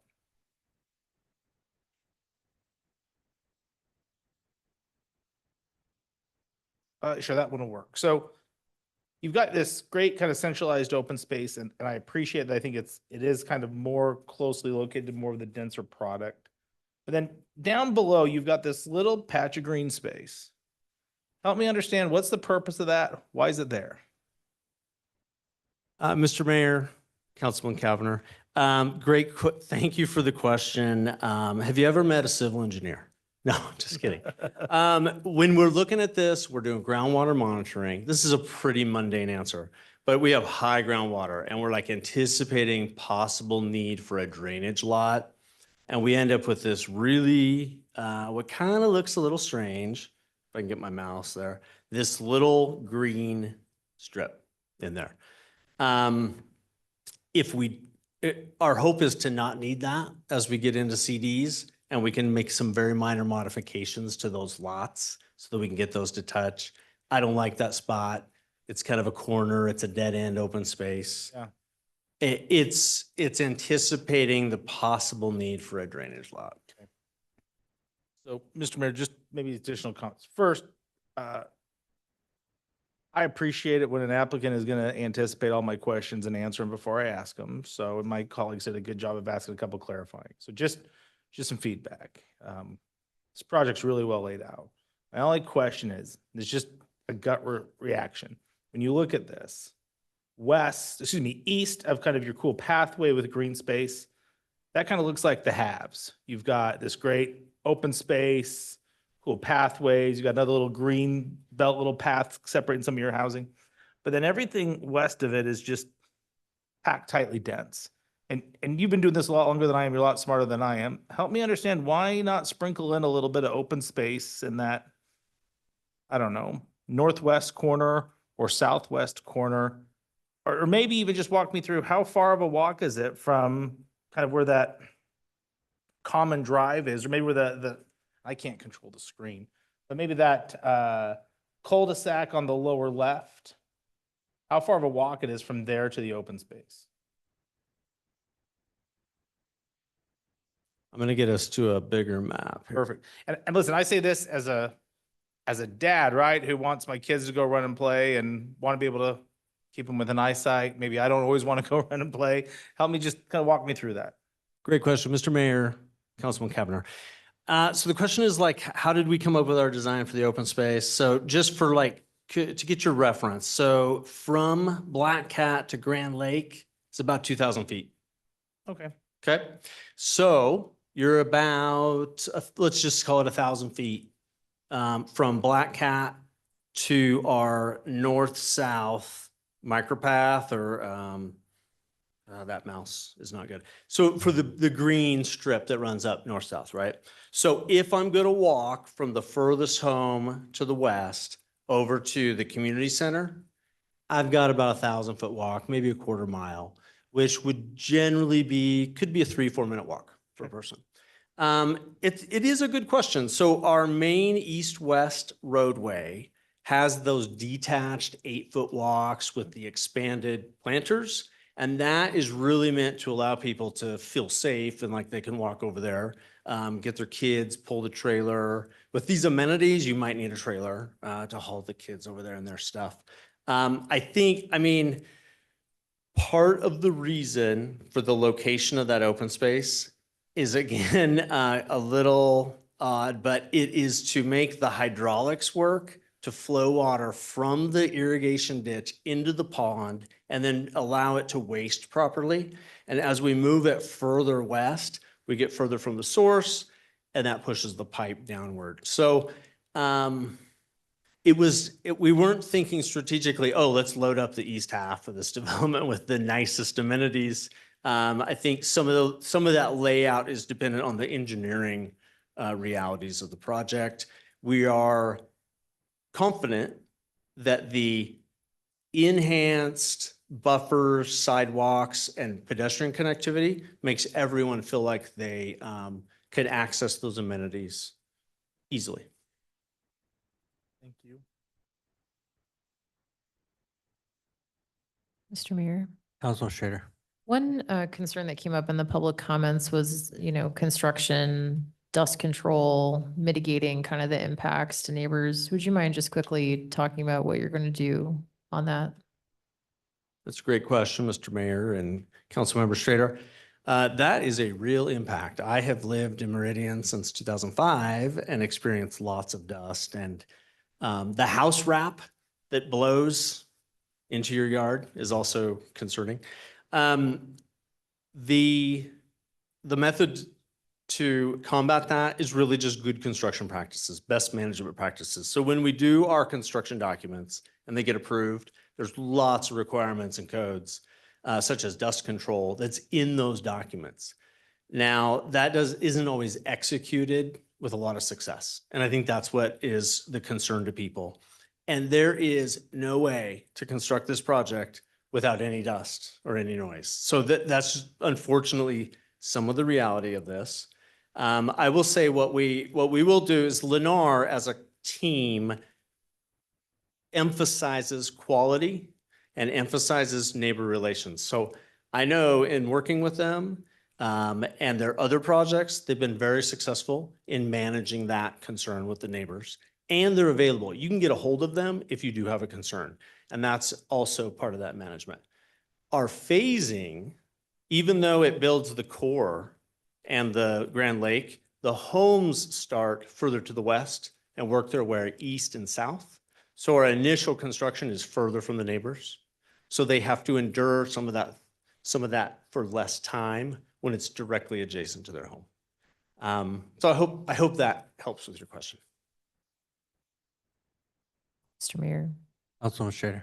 Yeah, really quickly, what about, kind of, like one thing, it looks like Ms. Rice brought up was just, trying to mitigate the concern of heavy vehicles and construction traffic during peak rush hour. How does that align with your business practices? I'm just curious if it's feasible to try to do that or if that's not realistic. I don't think it would be a requirement from the city, but I just kind of wanted to understand how you approach that. Mr. Mayor, Councilwoman Strader. This is a really good question. We do, I think we all experience that pickup truck with trailer on the road. Honestly, I don't have a good answer for that. I think that there is one thing, okay, maybe I have a okay answer. This is not a builder team. This is Lennar doing the construction and building all of these homes. So that is a unique aspect to this. Because of that, the developer also has control and contract relationship with the trades, okay? So I don't know there are ways to have meetings and discuss those kind of things and try to set some parameters for the contractors. They are public roadways. People can drive on public roadways 24 hours a day. However, again, Lennar is so reachable because of their team. I think it would be the ability to correct a problem if a neighbor, if they're just going down Vizzo, people know who to call to get a correction made.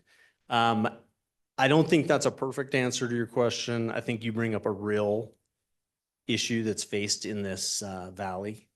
But I think, Lennar, we're going to do our best to take good care of the neighbors. So my question, maybe I missed this. On this, does the dark gray symbolize anything specific in the road? Yes, Mr. Mayor, good question. You didn't miss it. I skipped over it. So because we want to create that safe environment we've been talking about for pedestrians, we want to create, we're closing the gap. There's a huge gap here. Mac talked about kids walking down the edge of the road. That is terrifying. We are fixing that. Kids are going to be able to walk from here to the school. They're going to be able to walk from here down to Walmart, whatever it might be. To promote that safety for pedestrians within our development, we have traffic calming, and these specific dark intersections are enhanced concrete paving, bulb outs, and it's traffic calming and pedestrian safety enhancements. And people maybe get shot. Have you thought about any roundabouts, and especially the one in front of the community pool space? That's what I originally thought when it was until you blew this up. And so that's why I was curious. Yeah, good question, Mr. I do Mayor. like roundabouts in the right place. So don't look so surprised. So I'm a landscape architect, and I said, hey, let's put a circle in there. But my engineers, thank goodness, said, well, it has to be a real roundabout. So the scale of that is so out of scale for a neighborhood and a community. It actually makes it harder to cross as a pedestrian because the distance you have to cover to get across that when you're in a local road type setting. So we briefly studied it and went away from it and went with the bulb outs and the enhanced pavement in lieu of a roundabout. So just for perspective, so I'm not Zaldia and Tuscany, you come in, Collector Roadway, there's a roundabout that enters. Are you saying your space is smaller than that, bigger than that, or that that development got it wrong when they put in a roundabout?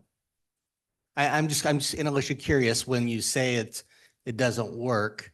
I think they work great because we all slow down and people cross in that location. Just curious. Mr. Mayor, that's a valid question. I'm not familiar enough with that project to really comment on how it relates to this one. What's the normal street width on this one?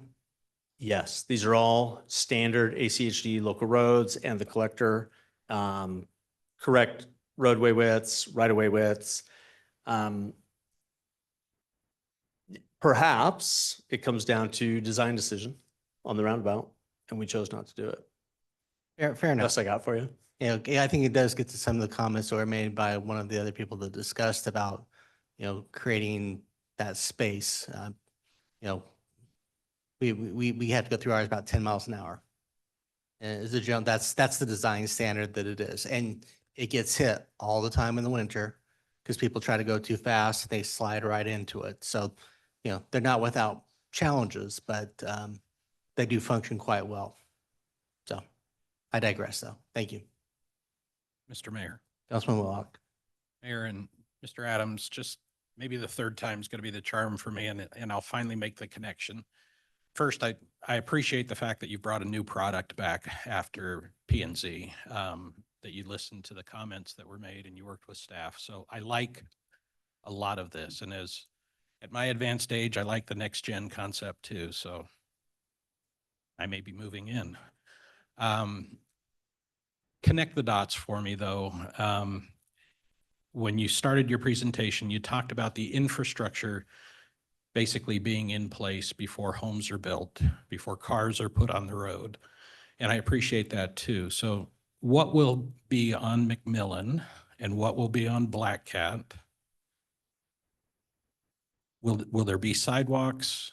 You'll carry it out 17 feet of pavement and that will all be addressed before homes are put in? Or are we waiting until phase 2 and the roundabout is in, and then you can move forward with phase 2, and then those improvements on Black Cat and McMillan take place? Because the only thing I'm struggling with this is the chart that showed the 2030 timeline and the 2040 timeline. You can build a beautiful roundabout, but if you don't have the connection from Black Cat and McMillan to Chinden and then south, and then McMillan is still in its current condition, I'm struggling with that. Thank you. Mr. Mayor, Councilmember Whitlock. Linda, is it possible to put our phasing map up from your presentation? So to answer your question, so phase 1 final plat would have to be recorded prior to any building permit issued for a home. Okay. So what is phase 1, I think, is part of this question. Phase 1, not completed by Lennar, but completed, includes the traffic signal. It also includes all the required frontage improvements. There we go. It's everything in yellow is our first phase. So this helps a lot. Thank you, Linda. So the widening, as you said, to get a minimum of 17 feet from the center line to the edge of pavement, and the 10-foot multi-use pathway, and the undergrounding of the Lemp Canal on McMillan would be completed in the first phase.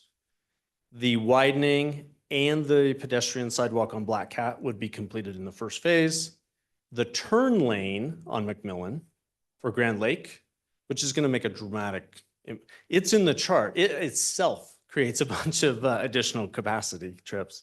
The turn lane and Grand Lake are all in phase 1. So you can see there's a lot of roadway and a lot of adjacent improvements in that first phase. This does show that connection on Visso as well, which we talked about a little bit. Not ideal possibly, but seems like it's a connectivity requirement. And if I got your answer, great. If not, just let me know and we can keep talking about it. Thank you. Thank you for that. And again, you're doing your part. You're doing your 17 feet from center line over to your project. And so kids will have sidewalks along Black Cat. They'll have sidewalks along McMillan. That's great. My only hangup again is the connectivity to Chinden to the north.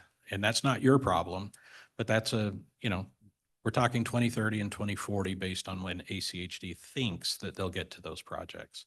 So we may have an island in the middle of still some ongoing traffic issues that are outside your control, but it's still concerning to me.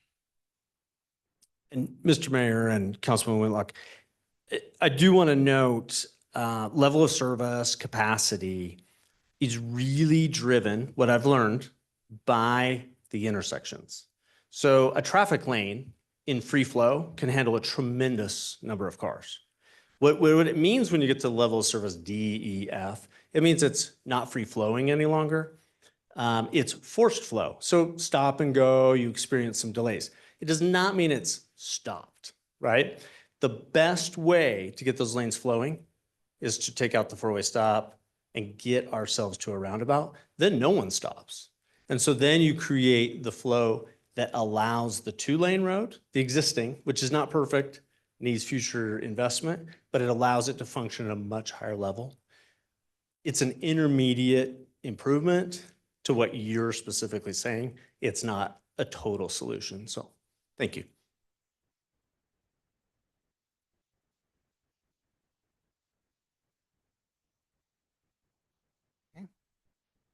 Thank you.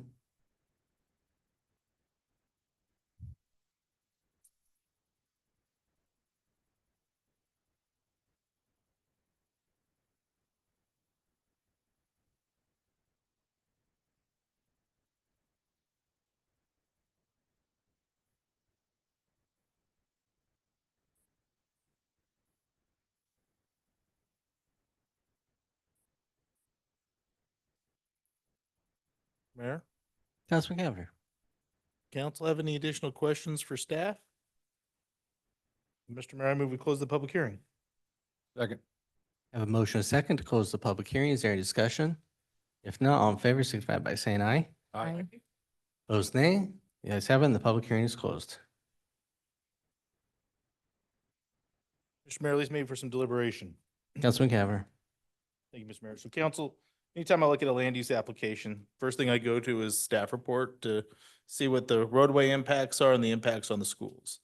And schools are over capacity, roads are in poor condition. It's a pretty high hill for me to climb to be able to get to move to support. And that's certainly the same way that I approach this particular application. And commend staff, Linda. Great way to present the application. I appreciate you acknowledging the work the applicant's done to really address a lot of the concerns that came from P&Z. I was one of them. For the applicant, when there's an application that I typically don't like, a tell of mine is I ask them, how's the community going to benefit from this application? And I got to admit, I was getting ready to ask you that question tonight. But you did a great job of laying out, and particularly the transportation improvements along McMillan. But I did the math. You factor 5 days of commuting, 50 weeks a year, planning for some vacations. Between now and when this is all built out, that's 3,750 commutes. A lot of waiting.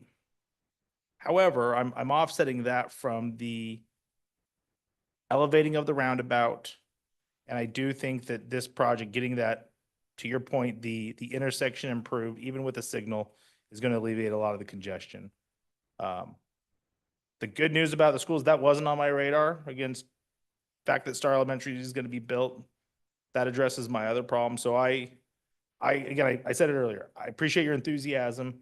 I commend you for anticipating the questions and bringing real solutions, not a puff piece, but real solutions. And so I'm going to be proud to be supportive of this project tonight because I do think our community is going to benefit from it. Mayor? Councilman Schrader. Yep.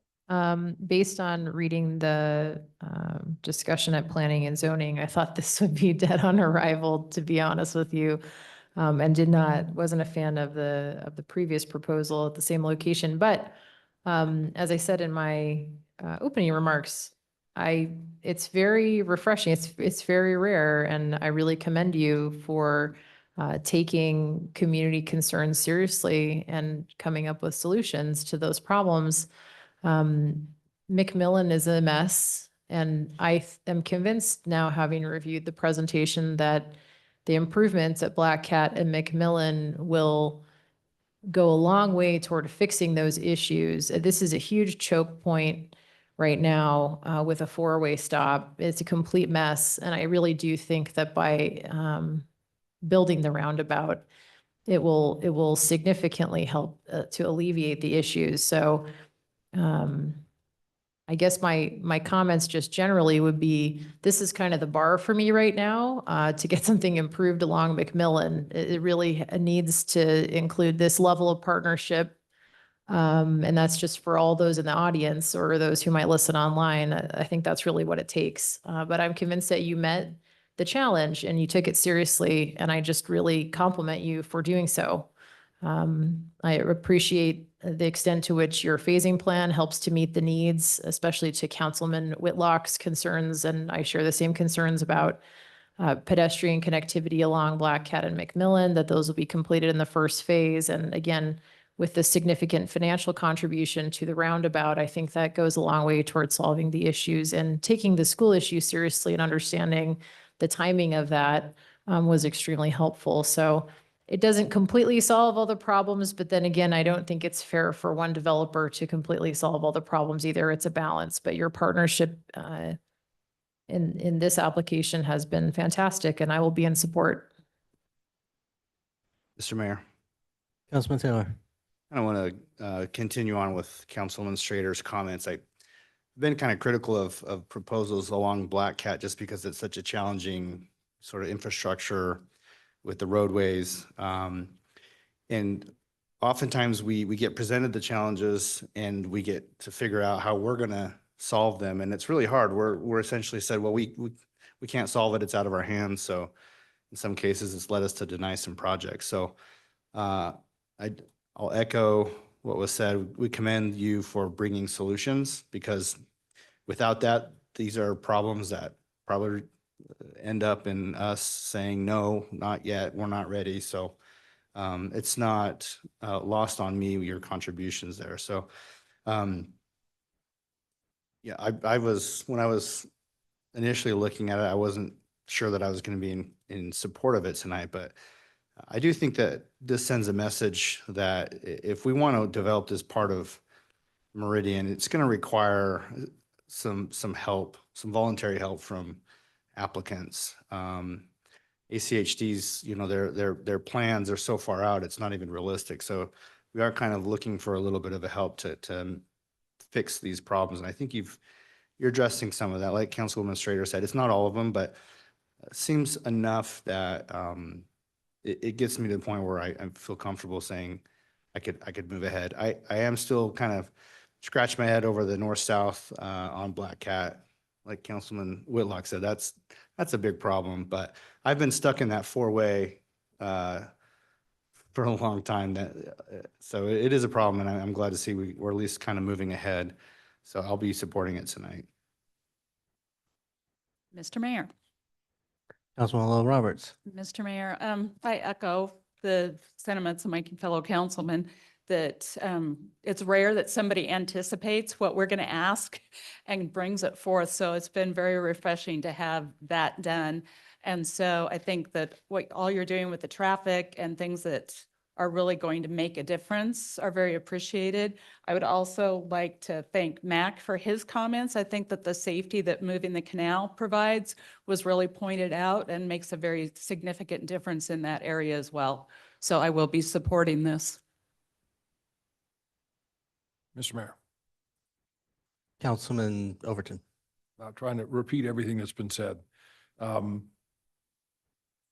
I guess I really appreciate when you get an R15 and you can go to 2,000 square foot lots and you bump them all the way to 3,400. You're not trying to squeeze everything in that you can. I like the 5.62 dwelling units per acre. I always like the lower the number, the happier I get. What really impressed me with this whole process you guys have gone through is not just the monumental changes you've made since your first hearing.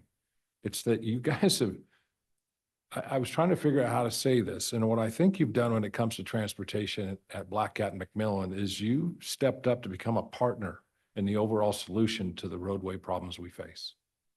And not all developments do that. And I can't tell you how much I appreciate seeing you step up and take that role as a partner and a solution for a problem we've got right now. I appreciate it very much. But I also need to point out one thing. The next gen house, I got stuck reading that over and over again. And I'm so impressed that you're putting in something We built our house 22 years ago, and my wife's parents live in that exact style of suite with all those amenities. It has its own little entrance and exit and garage and workshop, and you can't tell from the outside that it's not one home. And it's, like I said, they've been there 22 years, and now I know what it's called. So I appreciate it very much. I'll be in support of this project. Mr. Mayor. Councilman Whitlock. Again, I've said quite a bit on this. I was a no coming into tonight based on the first application, but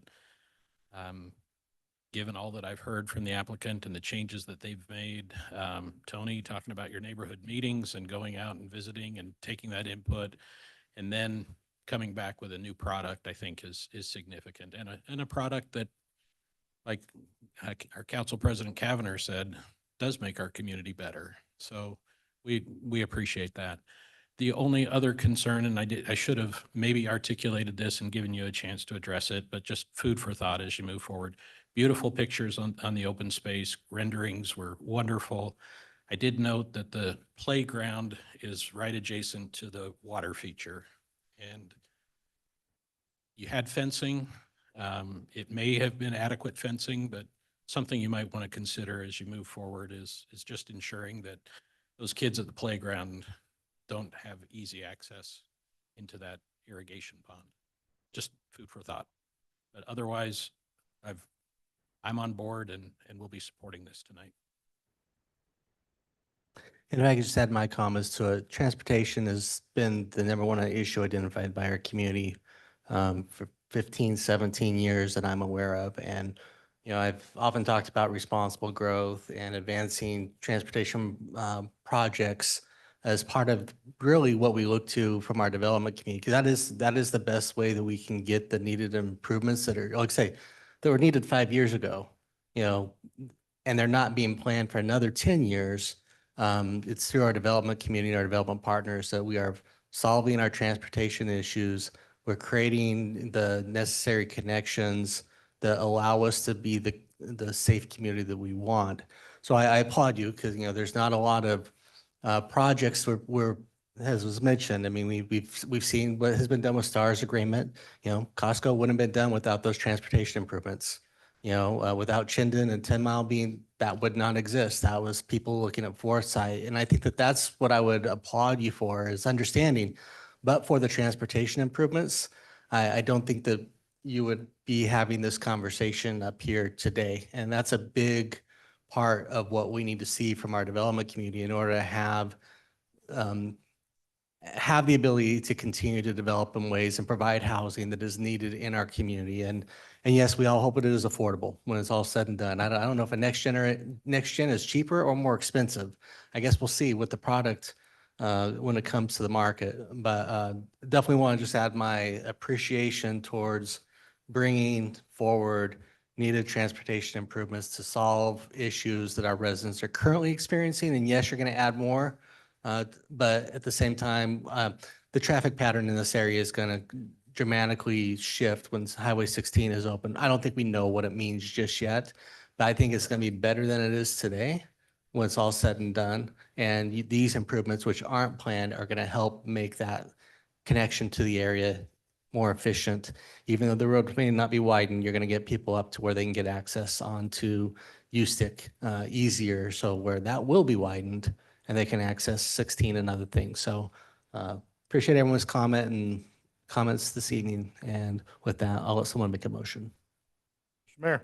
Councilman Kavanagh. If there's anyone else that's got anything else to say, I move that we approve item number 2, application H-2024-0016, reflected in the staff report of December 17th, and include all staff, applicant, and public testimony.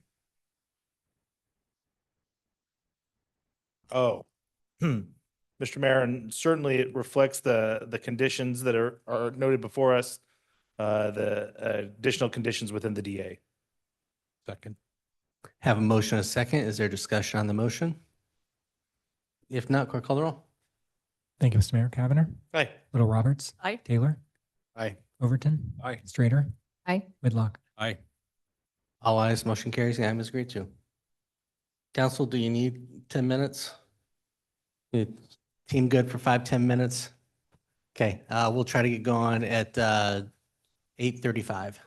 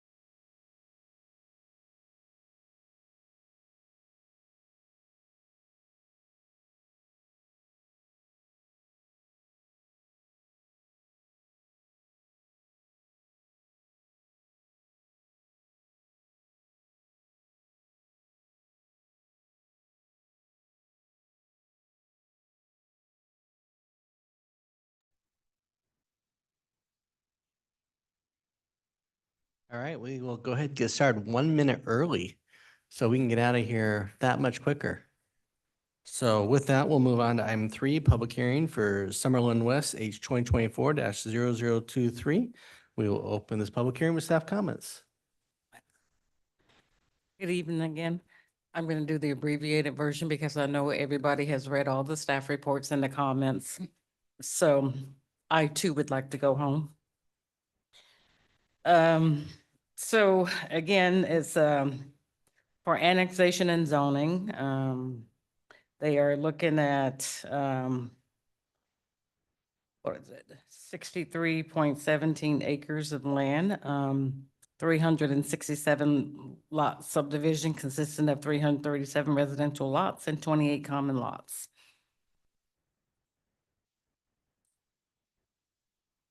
So this is the zoning request. It's for 51 lots are R8 and 286 lots are R15.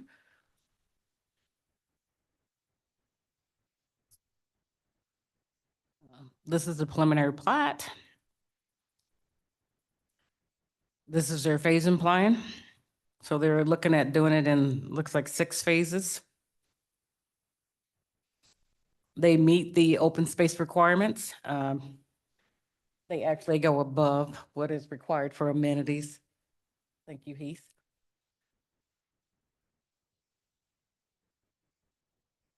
These are some, the amenities that they're proposing. Pool, pickleball courts, fenced dog park, dog waste facility, playgrounds, climbing rock, seating benches, landscaping, 2 large lawn areas, pedestrian pathway. And if I am correct, they need to add one more amenity, and it's for transit, which may be a bicycle station, bicycle repair station.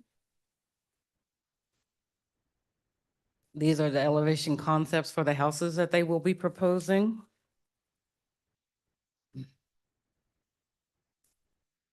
This is the area where the block length is beyond what is allowed, and they are asking for a council waiver for the additional block length. So this area falls within the CUNA School District. The CUNA School District did submit a letter saying that they cannot serve the proposed development because the proposed plat in its zones, the schools are beyond district capacity. The development will impact Silver Trail Elementary, Fremont Middle School, CUNA High School, and Swan Falls School zones, which are already at or over capacity with current enrollment. Unlike West Ada District, the CUNA School District does not have a lot of option when it comes to busing students to different schools or redrawing the school boundaries. The Planning Commission did approve this development, and they deleted 2 of the conditions that staff had in our staff report. They deleted condition number 2 and 3D. So the hearing was continued at one point so that the applicant and the property owner to the north could talk about Cavalli Lane. And at the previous hearing, that was all resolved, so that is not an issue anymore. So staff did recommend an approval of this application, and at this point, I will be happy to answer any questions that you may have. Thank you, Linda. Council, any questions for staff? Mr. Mayor. Councilwoman Schrader. I was just curious if there is a representative from the CUNA School District here. There is. Thank you. Any other questions for staff? All right, then would the applicant like to come forward?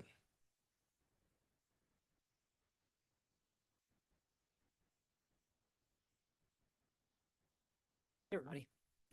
Heath Clark, 251 East Front Street in Boise, representing the applicant.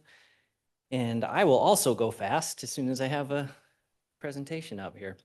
I do think that ultimately there's really kind of just 2 issues for us to talk about on this one. We do have a staff recommendation for approval and then a P&Z recommendation for approval. And so I think we're just kind of trying to fine tune a couple of things here. So maybe. I'll start talking a little bit while I tap dance. So this project, as you saw on the maps when staff presented it, it's very near Discovery Park, the new fire station. This is an area that is developing, and it's developing in a way that makes a lot of orderly sense. You have infrastructure that is going in. As you all know, just north of there, the Lake Hazel widening all the way to Meridian is done. And something else that this project's going to help bring is the collector, the north-south collector on the east side coming down from Discovery Park. And so I'll kind of walk through some of that as we go. But as you can see, this is our vicinity map. We're very close to the park. We do have the Rawson Canal on our south side, and that Rawson does drive a number of design considerations and a few things that I'll talk about tonight. This is a picture from a little bit further north, but that gives you an idea of what the Rawson looks like. Comprehensive planning shows the majority of the site is medium density residential. That lower quarter is lower density residential. That's the area down against the Rawson. So consistent with the comprehensive plan, we are proposing R15 in the MDR areas and R8 in the LDR areas. And I want to talk about the densities. So the required density in the medium density residential areas is 3 to 8 units per acre. So up there we have about 6, so right in the kind of in the middle. And then on the low density residential, the comp plan requires less than 3. We're at 2.95. The staff report does confirm that we are within the required densities. We think we have a very nicely designed project. We've got significant open space. It's centrally located. I know that's something that Councilmember Kavner likes to see. We have worked to be harmonious with the Rawson Canal on the south with an open pathway. That's the regional pathway that runs all along the Rawson down there. And then we have a ton of those amenities, as I mentioned, that are centrally located. We are in excess of the open space requirements. City code requires 15% or 9.5 acres. We're at 24% or 15.4 acres. So we've got 6 extra acres.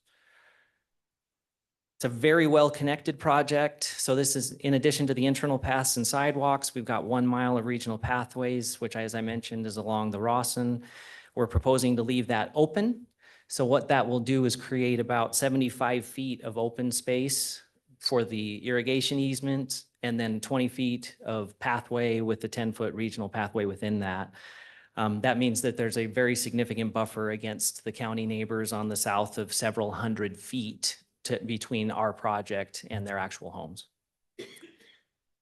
As is typical of this developer, the project's way above code requirements for amenities. Linda said we exceeded it. I was very excited about that. We tease each other about that one.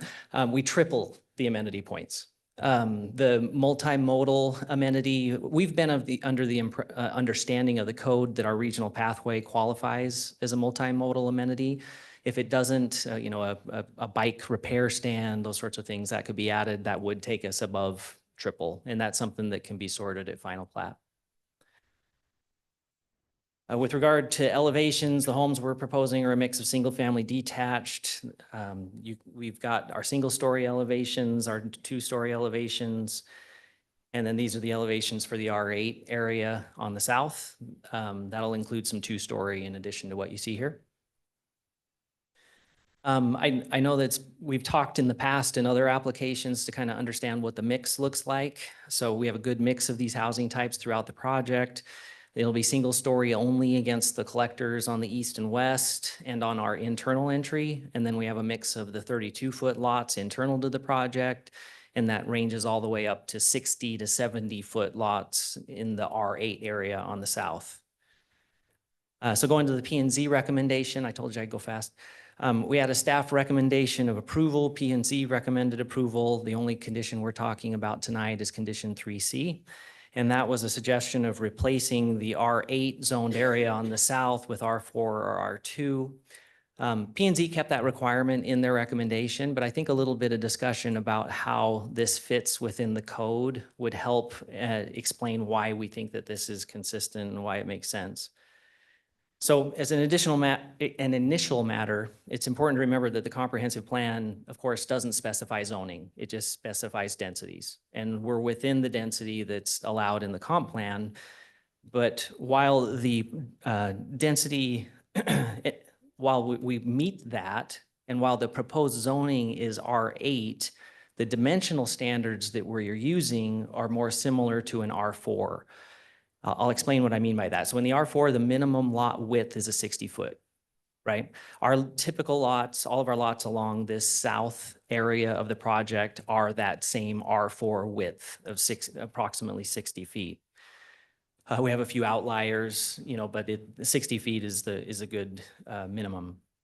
That, again, is the same as the average for the R4 zone. Now, on the back of these lots, we have the Rawson Canal and we have the regional pathway. So that means that the lots are not quite as deep as an R4 lot would be. But those lots are still over 100 feet deep. And we have several of our lots along that area that are actually above the R4 minimum, but because they're a little bit shrunk, like a little bit narrower, or not as deep, I should say, they don't hit the R4 overall standard. But as you are walking down the street, or if you are looking at those lots from the south, from those county lots that are behind us, the width is going to look exactly like an R4. So again, what we're trying to do here is to accommodate the regional pathway on the backside and that depth, and still provide something that's equivalent to an R4. And that's the reason that we've asked, but because of that depth issue, we've asked for the R8, so we don't have to ask for any waiver of standards. So again, it'll look like an R4, but we didn't want to ask for a waiver, so we went with the R8. Okay, I do want to note too that it's still, regardless, this transitions very well. So again, we have the Rawson between those lots and the county lots on the south. And then we prepared this so you could kind of see what those buffers look like. So we have well in excess of 300 feet from these properties, and then the irrigation easement. So, and then that's the 76 feet that's shown here, and then 20 feet of easement. So you're talking about, 400 feet-ish from those homes to the southern portion of our development. So again, rather than, look for a waiver of standards or a variance or anything along those lines, we've proposed R8 to accommodate the depth issue, but we have R4 widths. And so we think that we've tried to compromise there in a way that makes sense. Okay, so the last thing that covers the CUNA School District letter, and we do pay very close attention to what's going on with the school districts. Good school services are vital to having a viable development project. This letter for us is tough because of essentially the approach that it takes. The letter doesn't give us actual numbers. It says the school district can't serve the students because the proposed plats in this zone are beyond district capacity, so not actuals. But the biggest problem that we have with this is that it's still that same pay-to-play scenario that we had, that a few of you will remember when we talked about the Hadler subdivision a couple of years ago. As we understand it, the policy is that CUNA School District automatically sends this letter. They don't do an analysis. They just say, this is a no until you come to us with a quote unquote voluntary contribution, and then we might send an updated letter. In other words, it's if you make the payment, we can serve your kids, it's pay to play. Of course, that is, as we talked about in a prior hearing, that that's illegal. Idaho code states that any fee that's established for mitigating financial impacts has to comply with Title 67, Chapter 82. That's the Impact Fee Act. There is no school impact fee. So the tool that the legislature has given us to fund these necessary capital improvements is bonding. And we're fully confident that, when voters understand the facts and the need, that they will approve the bonds, but we're concerned that this strategy undercuts that message. Because when the public hears that we're gonna go get these capital improvements out of these per lot fees, we think that only makes it more difficult to pass a bond. So, from our view, it's not following state law, and we think it's making it more difficult to address the need. It's also very difficult. You're not going to build a school $1,500 at a time. You need the infusion that comes with a successful bond being passed. And we've offered to help try to get a bond passed if the school district would try a different, approach to this. We've had very pleasant conversations with the CUNA School District representatives, including the gentleman that's here tonight. But unfortunately, we're still in the place we were a few years ago with Hadler, when the city received a very similar letter, and the city council said, no, or pay to play is not what we do in Meridian. So we think that this has been asked and answered, but let me show you a few things that we found that kind of give this a little bit more context in terms of the numbers. So for example, this is the current enrollment in CUNA School District as of October 2024. This is per numbers that were provided by the Idaho State Board of Education. What's interesting is that there's a spike in high school right now with kind of a trough that seems to be following.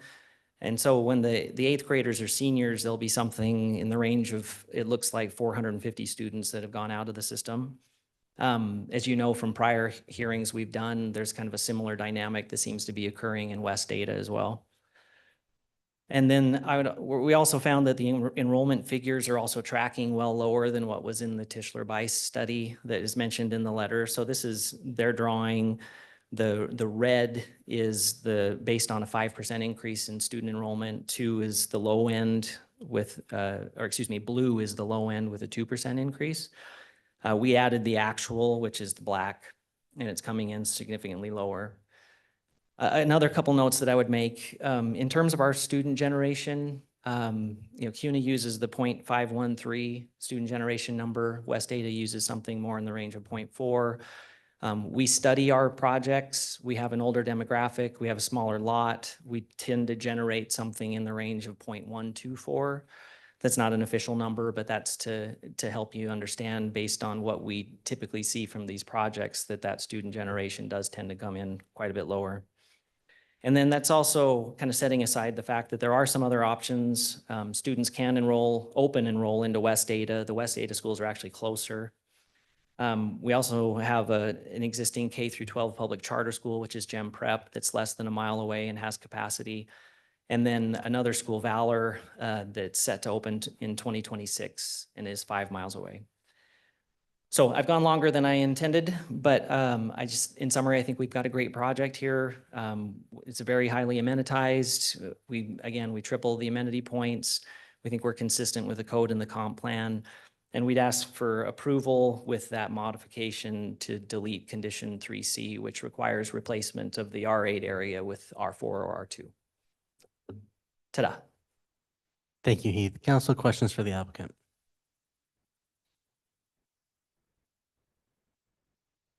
Okay, thank you very much. Thank you. Do we have anyone set up on this item? Mr. Mayor, we did not. Okay, is there anybody present that would like to provide testimony on this item, either in person or online? You'd like to come forward or use the raise your hand feature?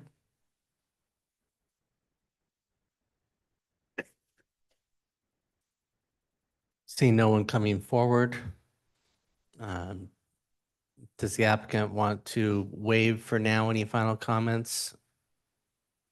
And they'll waive for now, depending on council's desire for additional conversation.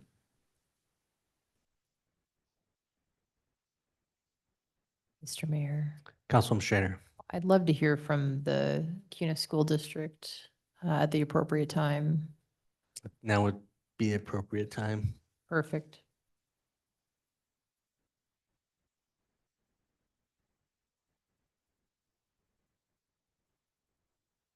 Good evening. Tim Jensen, 711 East Porter Road in CUNA. Mr. Mayor. Councilwoman Schrader. Hi, Mr. Jensen. Thanks for being here. I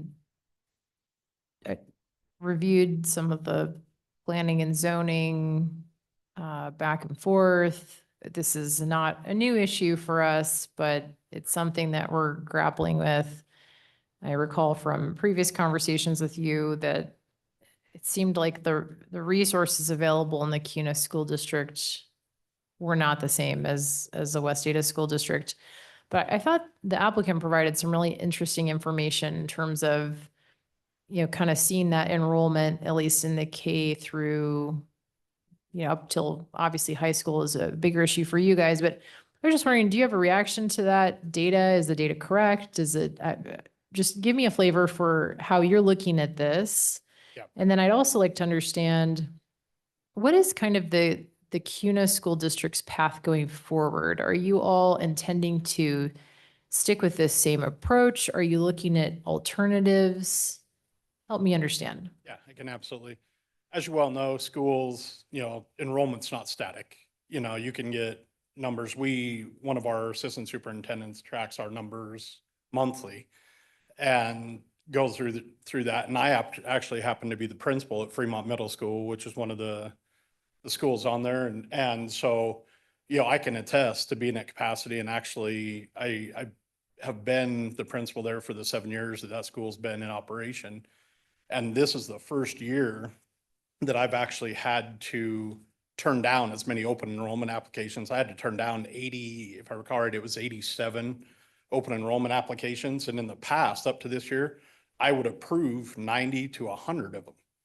And so this year we had that many more, students within our district and in our boundaries that attended my building. So I can attest to, that, but you're absolutely right. It ebbs and flows. We'll get a sixth grade group, a cohort that comes in, and, they might be 20 or 30 kids lower than the other ones, but then our eighth grade group is a lot higher. So the graph isn't, it's accurate in the sense of classes, flowing through, but we are at capacity. Silver Trail Elementary is over capacity right now, and their enrollment has actually increased greatly since the beginning of the year. Just due to, because of their location, they get hit by a lot of the new developments that go into our district. So, and, we kind of say CUNA's a 6A district, referring to sports. We're a 6A district and a 3A body. And so it just makes it difficult, for a lot of the things. And so that kind of leads me to the second part of your question of, what is our plan going forward? And I think it's a bigger conversation than just CUNA School District. It's school districts in Idaho, period. And that we have to rely on bonds to build facilities. And that's really what we're in a position to need to pass bonds. And, this got brought up when we talked about it at planning and zoning. We're one of 2 states in the nation that requires a 2/3 vote to pass a bond for, schools. And so it makes it really hard for, these districts that need these facilities and need that extra funding for these capital projects to pass a bond to go through. And so for our future plan, yes, we absolutely would like to go through and be able to pass another bond and to finish Swan Falls. When they passed that bond for Swan Falls, that it was, they had built the first third of that school. That doesn't have any athletic facilities, it's just a base CTE structure with some classrooms. It doesn't have the full build out on it. And so Swan Falls and CUNA High School kids, if you're at Swan Falls, you play athletics at CUNA High School. So it's just, the dynamics of our thing. So ultimately, we would love to be able to pass bonds, and that would lessen some of that pressure, on our community members and, to have to go out and have to keep trying to pass these levies that are just kind of Band-Aids to get us through.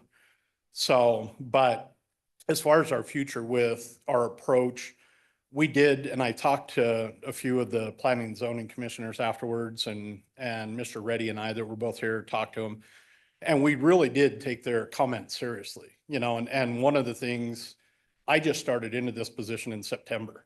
And I know there's some of you that have been here for a while. We're expecting to see Robbie show up, or somebody, some have been here long enough. Maybe Dave Reinhardt was here doing this. So because of not passing our levy in the spring, we actually had to eliminate the position that Danielle, who was working for us, was fulfilling. And so then that fell on to myself and one of our other assistant superintendents, Jason Reddy. So we listened to the commission, and we went up and talked to him and said, we hear what you're saying and we know.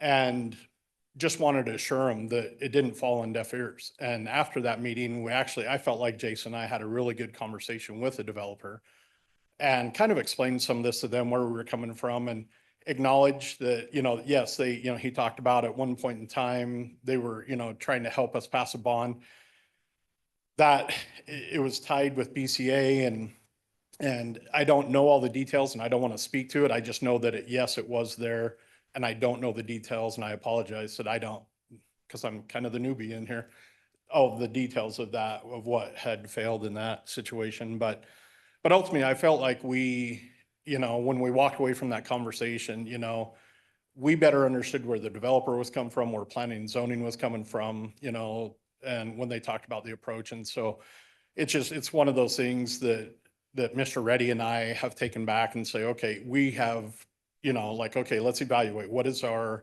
approach going forward. And all I can say is we're just in that evaluation process, because he's helping to run a district and I'm helping to run a school. So, but it was something that we definitely heard and took serious when we listened to the commissioners. Councilman Cavanagh. Listen, thanks for sticking with us tonight. Oh, yeah. And thanks for being a middle school principal. That's a really, really hard job. I've got some family friends who go to your school and they think highly of you, and I appreciate you sticking back here and coming up and talking to us tonight. Talk to me about how school choice is impacting the CUNA School District. So certainly you've had students who have been choosing to come to some of your schools.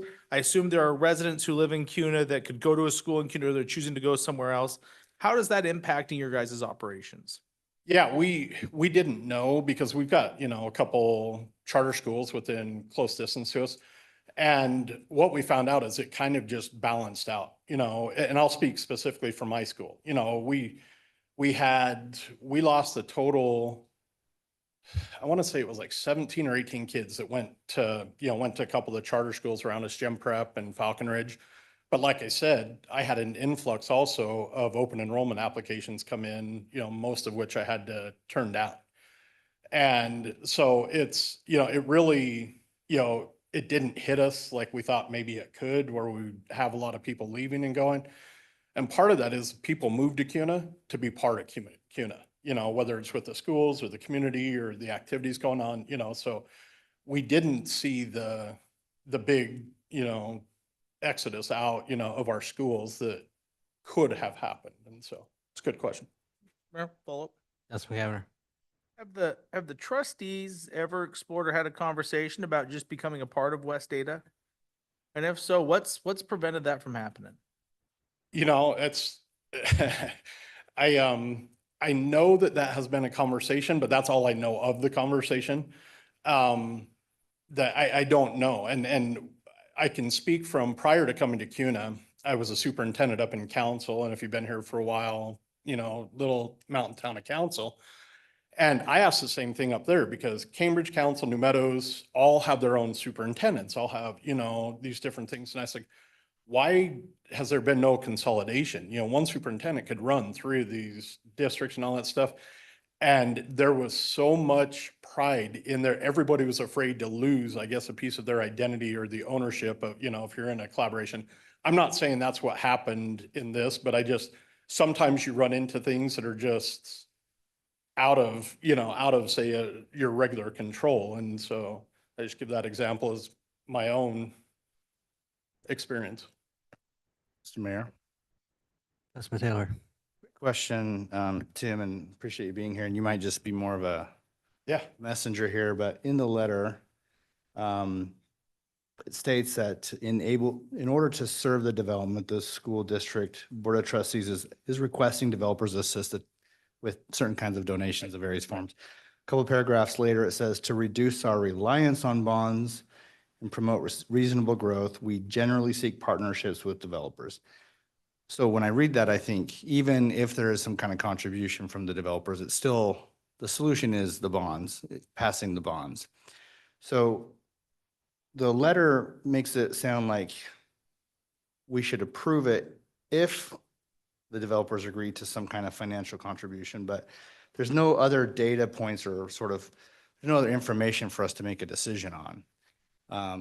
Again, maybe, I know you didn't write the letter, but you're the one standing here. I don't know if you can speak to that. And it kind of tails off what Councilwoman Strader said about your longer term vision, clearly passing the bonds, but if you could just speak to that for a minute. Yeah, and that was actually one of the things from the planning and zoning meeting that, because they had referred to, and I actually saw in the first meeting, West Ada's letter that they had submitted and what, you know, that looks like with the data and stuff like that. And so we, you know, and again, not an excuse, you know, me starting in this in September, you know, but I'm a lifetime learner myself. And so what I learned from that meeting with planning and zoning was what West Ada is providing for, you know, planning and zoning for you guys to see are those data points instead of like, hey, this impacts these 3 schools. Well, how does that impact them? And here's the numbers on it. And so going forward, yes, I know that's one of the things we're reevaluating is what that looks like of what we bring to you guys, you know, because we come in front of you guys, we go in front of County, Ada County, you know, we're all over because of our district. And so what is good here is going to be good for any of the commissioners or, you know, boards that we go in front of, so. Mr. Mayor, quick follow-up.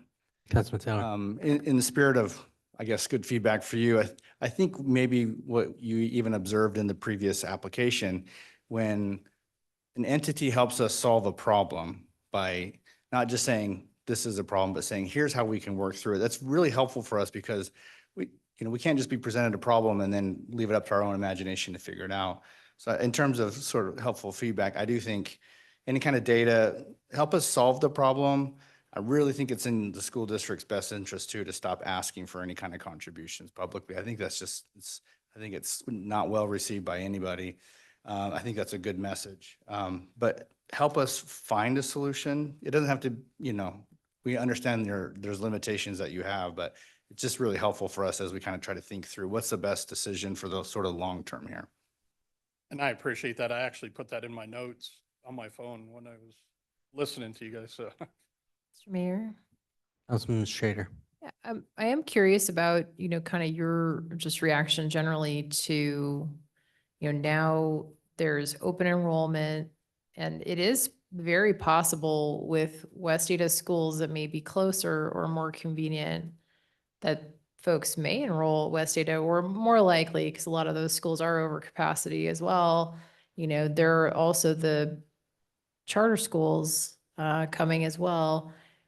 Does that, in terms of what you've seen play out, does that give you any comfort that you will likely not receive kind of the full student load from this development? Or what are you kind of seeing as you look at the data?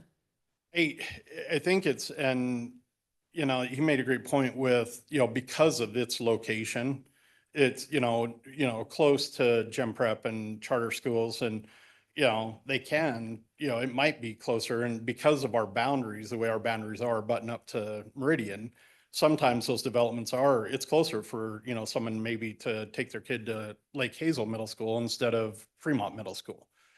But we do see just kind of a balance because also what we're seeing with that is, you know, those buildings also have capacities, you know, and they can only, you know, take so much. Even charter schools are built to have a certain capacity, you know, at their grade levels. And so, but not only do those schools, you know, not only are they going to get those applications from the CUNA's, you know, school district students in, you know, a development like this, but they're going to get applications from, you know, Boise, Meridian, Nampa, you know, they're going to get them from all over. And so as far as how it impacts us, we're not seeing, you know, because they go in, we're not seeing this happen.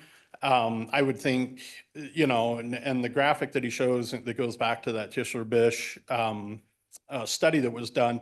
Yeah, our growth isn't going at the same pace and that, you know, we're not going to sit here and try and tell you it is, but it's still growing. But it's one of those things where we have to be conscious of it and try to plan for it and offset it, you know, however we can through bonds, levies, you know, whatever it is that we have to rely on. But we don't see, you know, we will get kids from a development like this, but we will also lose kids to West Ada or to the charter schools as well. And so. Mr. Mayor? Councilman Strader.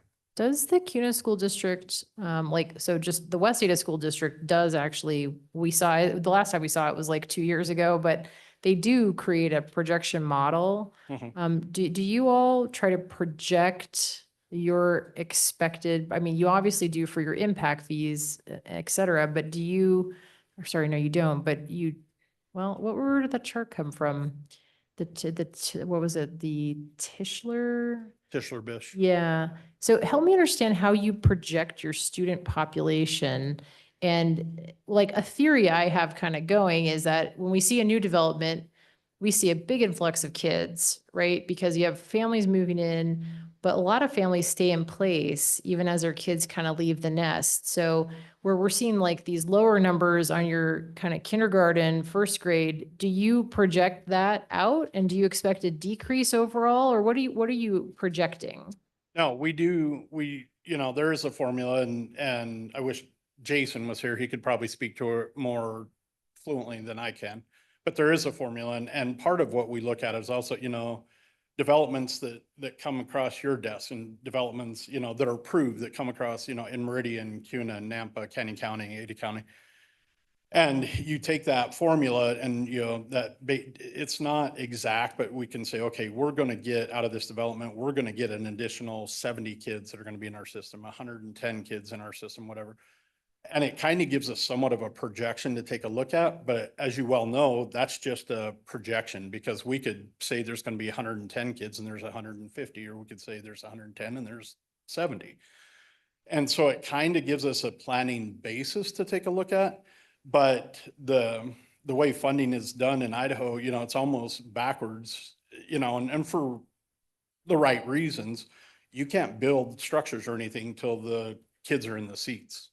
And so you have to almost wait till you get overloaded before you can, try and react to build schools or stuff like that. And then you hit the other hurdle with trying to pass a bond. So our projection, I mean, if you've driven out by CUNA anytime lately, I mean, there's development, that's been approved out there all over the place. And so we are on a projection, an upward projection as far as, the number of students we're going to have. I apologize. I don't have those numbers with me, but I do know that in our conversations that yes, we're still on a trend upwards of increasing enrollment. And I would agree with you, there are a lot of the new developments. We've seen it actually in CUNA as well that go in and there's a lot of retired citizens that have moved in, say from out of state, that buy a home and they don't have kids that feed into our system. And so it's, and for a while we were seeing kind of the mix of both worlds. We were having a lot of retired citizens moved in, a lot of young families who, as kids, might not even be school age yet, but eventually we're going to get those kids, coming through our system. So we try to, it's a formula. You try to take your best educated guess at what you're going to get, but until you see the whites of their eyeballs, you really don't know the impact of your developments. And so. Mr. Mayor, Councilman Overton. just a real quick question, Mr. Jensen. Yeah. If this gets approved tonight and these houses are built and you have capacity at your school, even though you have a formal letter saying you don't approve of this development, will those students have a school in CUNA to go to if you have capacity? Yeah, we have to, by law, we have to serve those students. They're in our boundaries and we have to serve them, and you figure out what that is. And please know this isn't a sob story, but it can mean an increase in classroom sizes. It can mean, possibly having to look, the one before, one of the applications talked about portables or, by law, you have to serve those kids in your community, that are in your boundaries. And so you do what you have to do. And sometimes, like I said, usually one of your biggest sacrifices is just your classroom sizes. And so, thank you. Sure. Councilman Kavanaugh. Just food for thought for you to probably take back to the trustees. I'm only on the council for one more year, but I anticipate we may see something that touches your district. I won't support these, and maybe not for the reason that you or the trustees think. It's a big part about remaining consistent, right? Our community now touches 2 school districts. West Ada doesn't have a mechanism. We've got schools with West Ada that are much higher over capacity than some of your schools. I can in good conscience say, yes, let's require the developer to give CUNA School District money without having a mechanism to solve the same problem that exists in West Ada. So I don't fault you for asking, but just want you to know, at least for the next year, if any of these requests come, I'm going to be a no on those moving forward. Fair enough? No, I appreciate the feedback. I truly do. Council, additional questions? Okay, thank you very much. Thank you guys for your time. I appreciate it. Would the applicant like to make any final comments?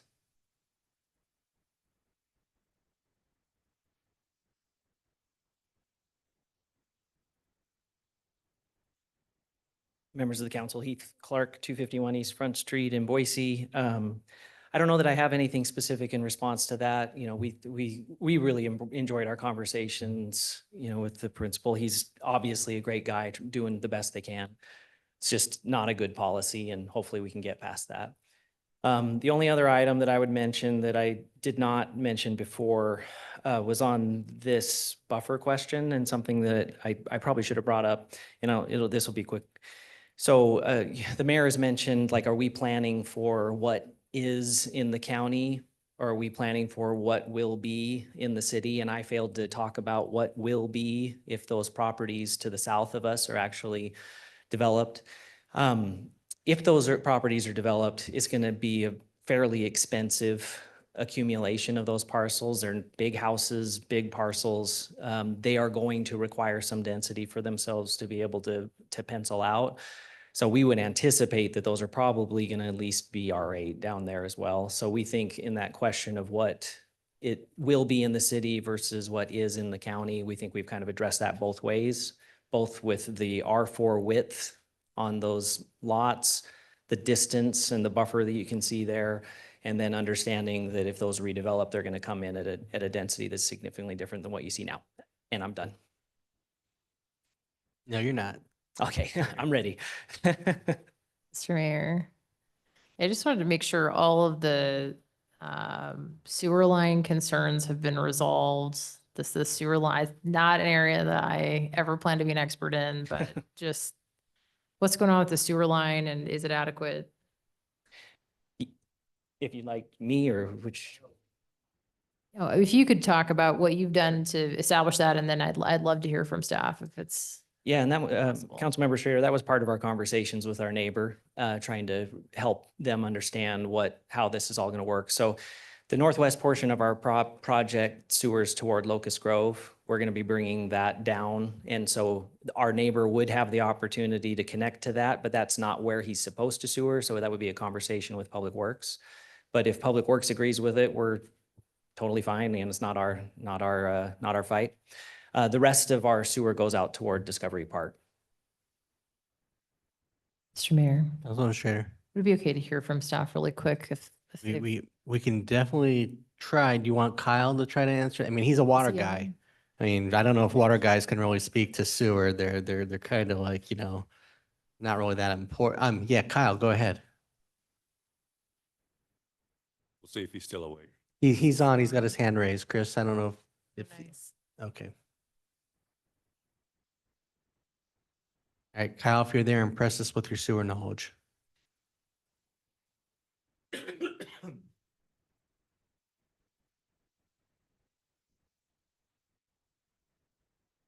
Kyle, we're ready for you. Okay, I had to find the unmute button. So I guess you can hear me now since I saw somebody smiling there. I don't know a lot about this, but I did check with Clint Dolesby on this before he left the office today, and we are okay with that plan for them to bring the sewer down Locust Grove, and there are no capacity issues that he made me aware of. So as far as the concept of serving the development, there've been no problems identified with the wastewater folks at Public Works. Thank you. Thanks, Kyle.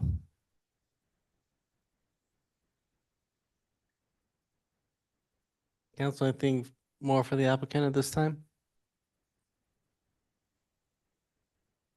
Okay.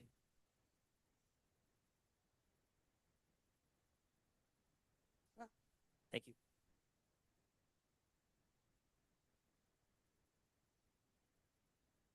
Mr. Mayor, Councilman Taylor.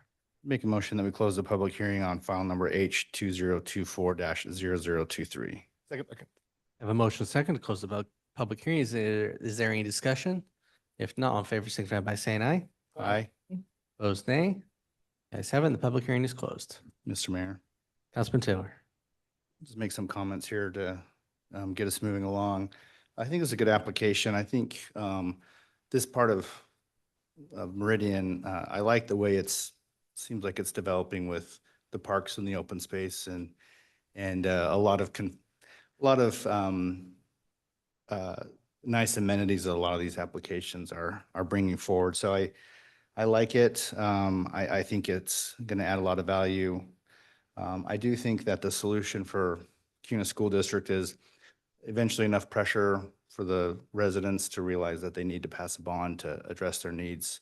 There's not much more that can be done outside of that. And it's as Mr. Jensen stated, it's that when the demand is there enough, the pressure will build where people will realize that that's the right thing to do and the appropriate thing to do. So I think the other thing I'll make a note, I think I agree with the request to delete condition 3C to leave it as R8 instead of changing it to R4 or R2. I think that seemed reasonable to me. So I'm going to be supporting the application tonight. Mr. Mayor, Councilman Overton. I agree with Councilman Taylor's comments. Also agree with the waiving of the condition 3C.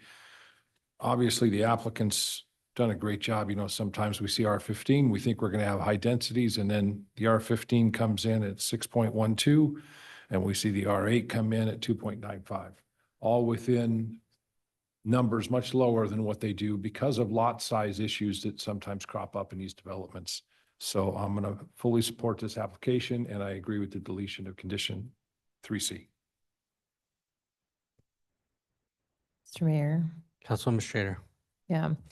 I have my heart goes out to the CUNA School District for the challenges that you all are facing. And in the past, it's been a real struggle for me to try to determine, kind of how to address this, because I don't like putting another agency in a spot where they just are saying they can't adequately serve the kids. CUNA School District is not as well resourced as the West Ada School District. However, some of my thinking is evolving around the fact that, now we have such fantastic open enrollment options, and the charter schools are starting to come to this part of Meridian. We just got an update recently on a different development last week about gem prep and a couple of other things coming. So, that makes me feel like there are options, that it is workable. It's not ideal. But there are a lot of educational options coming to this part of Meridian. And I do think, just as a piece of feedback, I think that I don't think that it's totally unreasonable to try to come up with some type of a mitigation fee. I mean, we've seen that in other cities where they've tried to take that approach, but not necessarily with schools.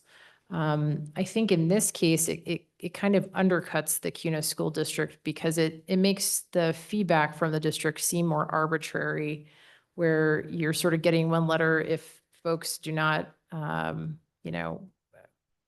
meet the school district with their, I guess it's kind of loosely a request, but for mitigation fees. Then on the other hand, if they take the other approach, maybe the letter looks different. That does bother me. And I think that kind of arbitrary nature sort of undermines even my ability to support the CUNA School District, because if this CUNA School District was just coming to me saying, we just can't support these students, it's a much cleaner decision for me. It's like a very simple thing. We don't have adequate public facilities, but what I'm hearing instead is the CUNA district can sort of support applications that provide mitigation fees, but that even your own district acknowledges, and I think just the math shows that those fees will never be adequate to actually improve the situation and build new schools because of how expensive they are. So that's a challenge for me, is, I just can't kind of can't fully support the CUNA school district without a more consistent approach.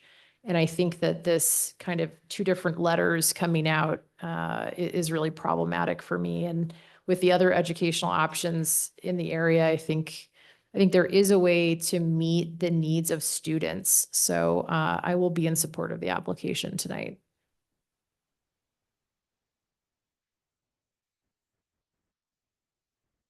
Mayor? Councilman Taylor. Unless anyone else has any comments, I'd like to make a motion. After considering all staff, applicant, and public testimony, I move to approve file number H-2024-0023 as presented in the staff report for the hearing date December 17, 2024, and remove condition 3C to allow the zoning to remain at R8. Second. I have a motion and a second to approve item H 2024-0023. Is there a discussion? If not, clerk call the roll. Thank you, Mr. Mayor. Cavanagh. Little Roberts. Aye. Taylor. Aye. Overton. Aye. Strater. Aye. Whitlock. Aye. All ayes, motion carries, and the item is agreed to. Thank you very much. Council, anything under future meeting topics or a motion to adjourn? Mayor, Councilman Cavanagh. it's our last meeting, 2024. I want to wish all of you a Merry Christmas, Happy Holidays, joyous 2025. This year has been a true honor for me working with all of you, and I'm proud to call you all friends and colleagues. Hope you get a little bit of downtime, a little payback with family time, and we will see all you back here together in 2025. With that, Mr. Mayor, I move we adjourn. Motion adjourned. All in favor, signify by saying aye. Aye.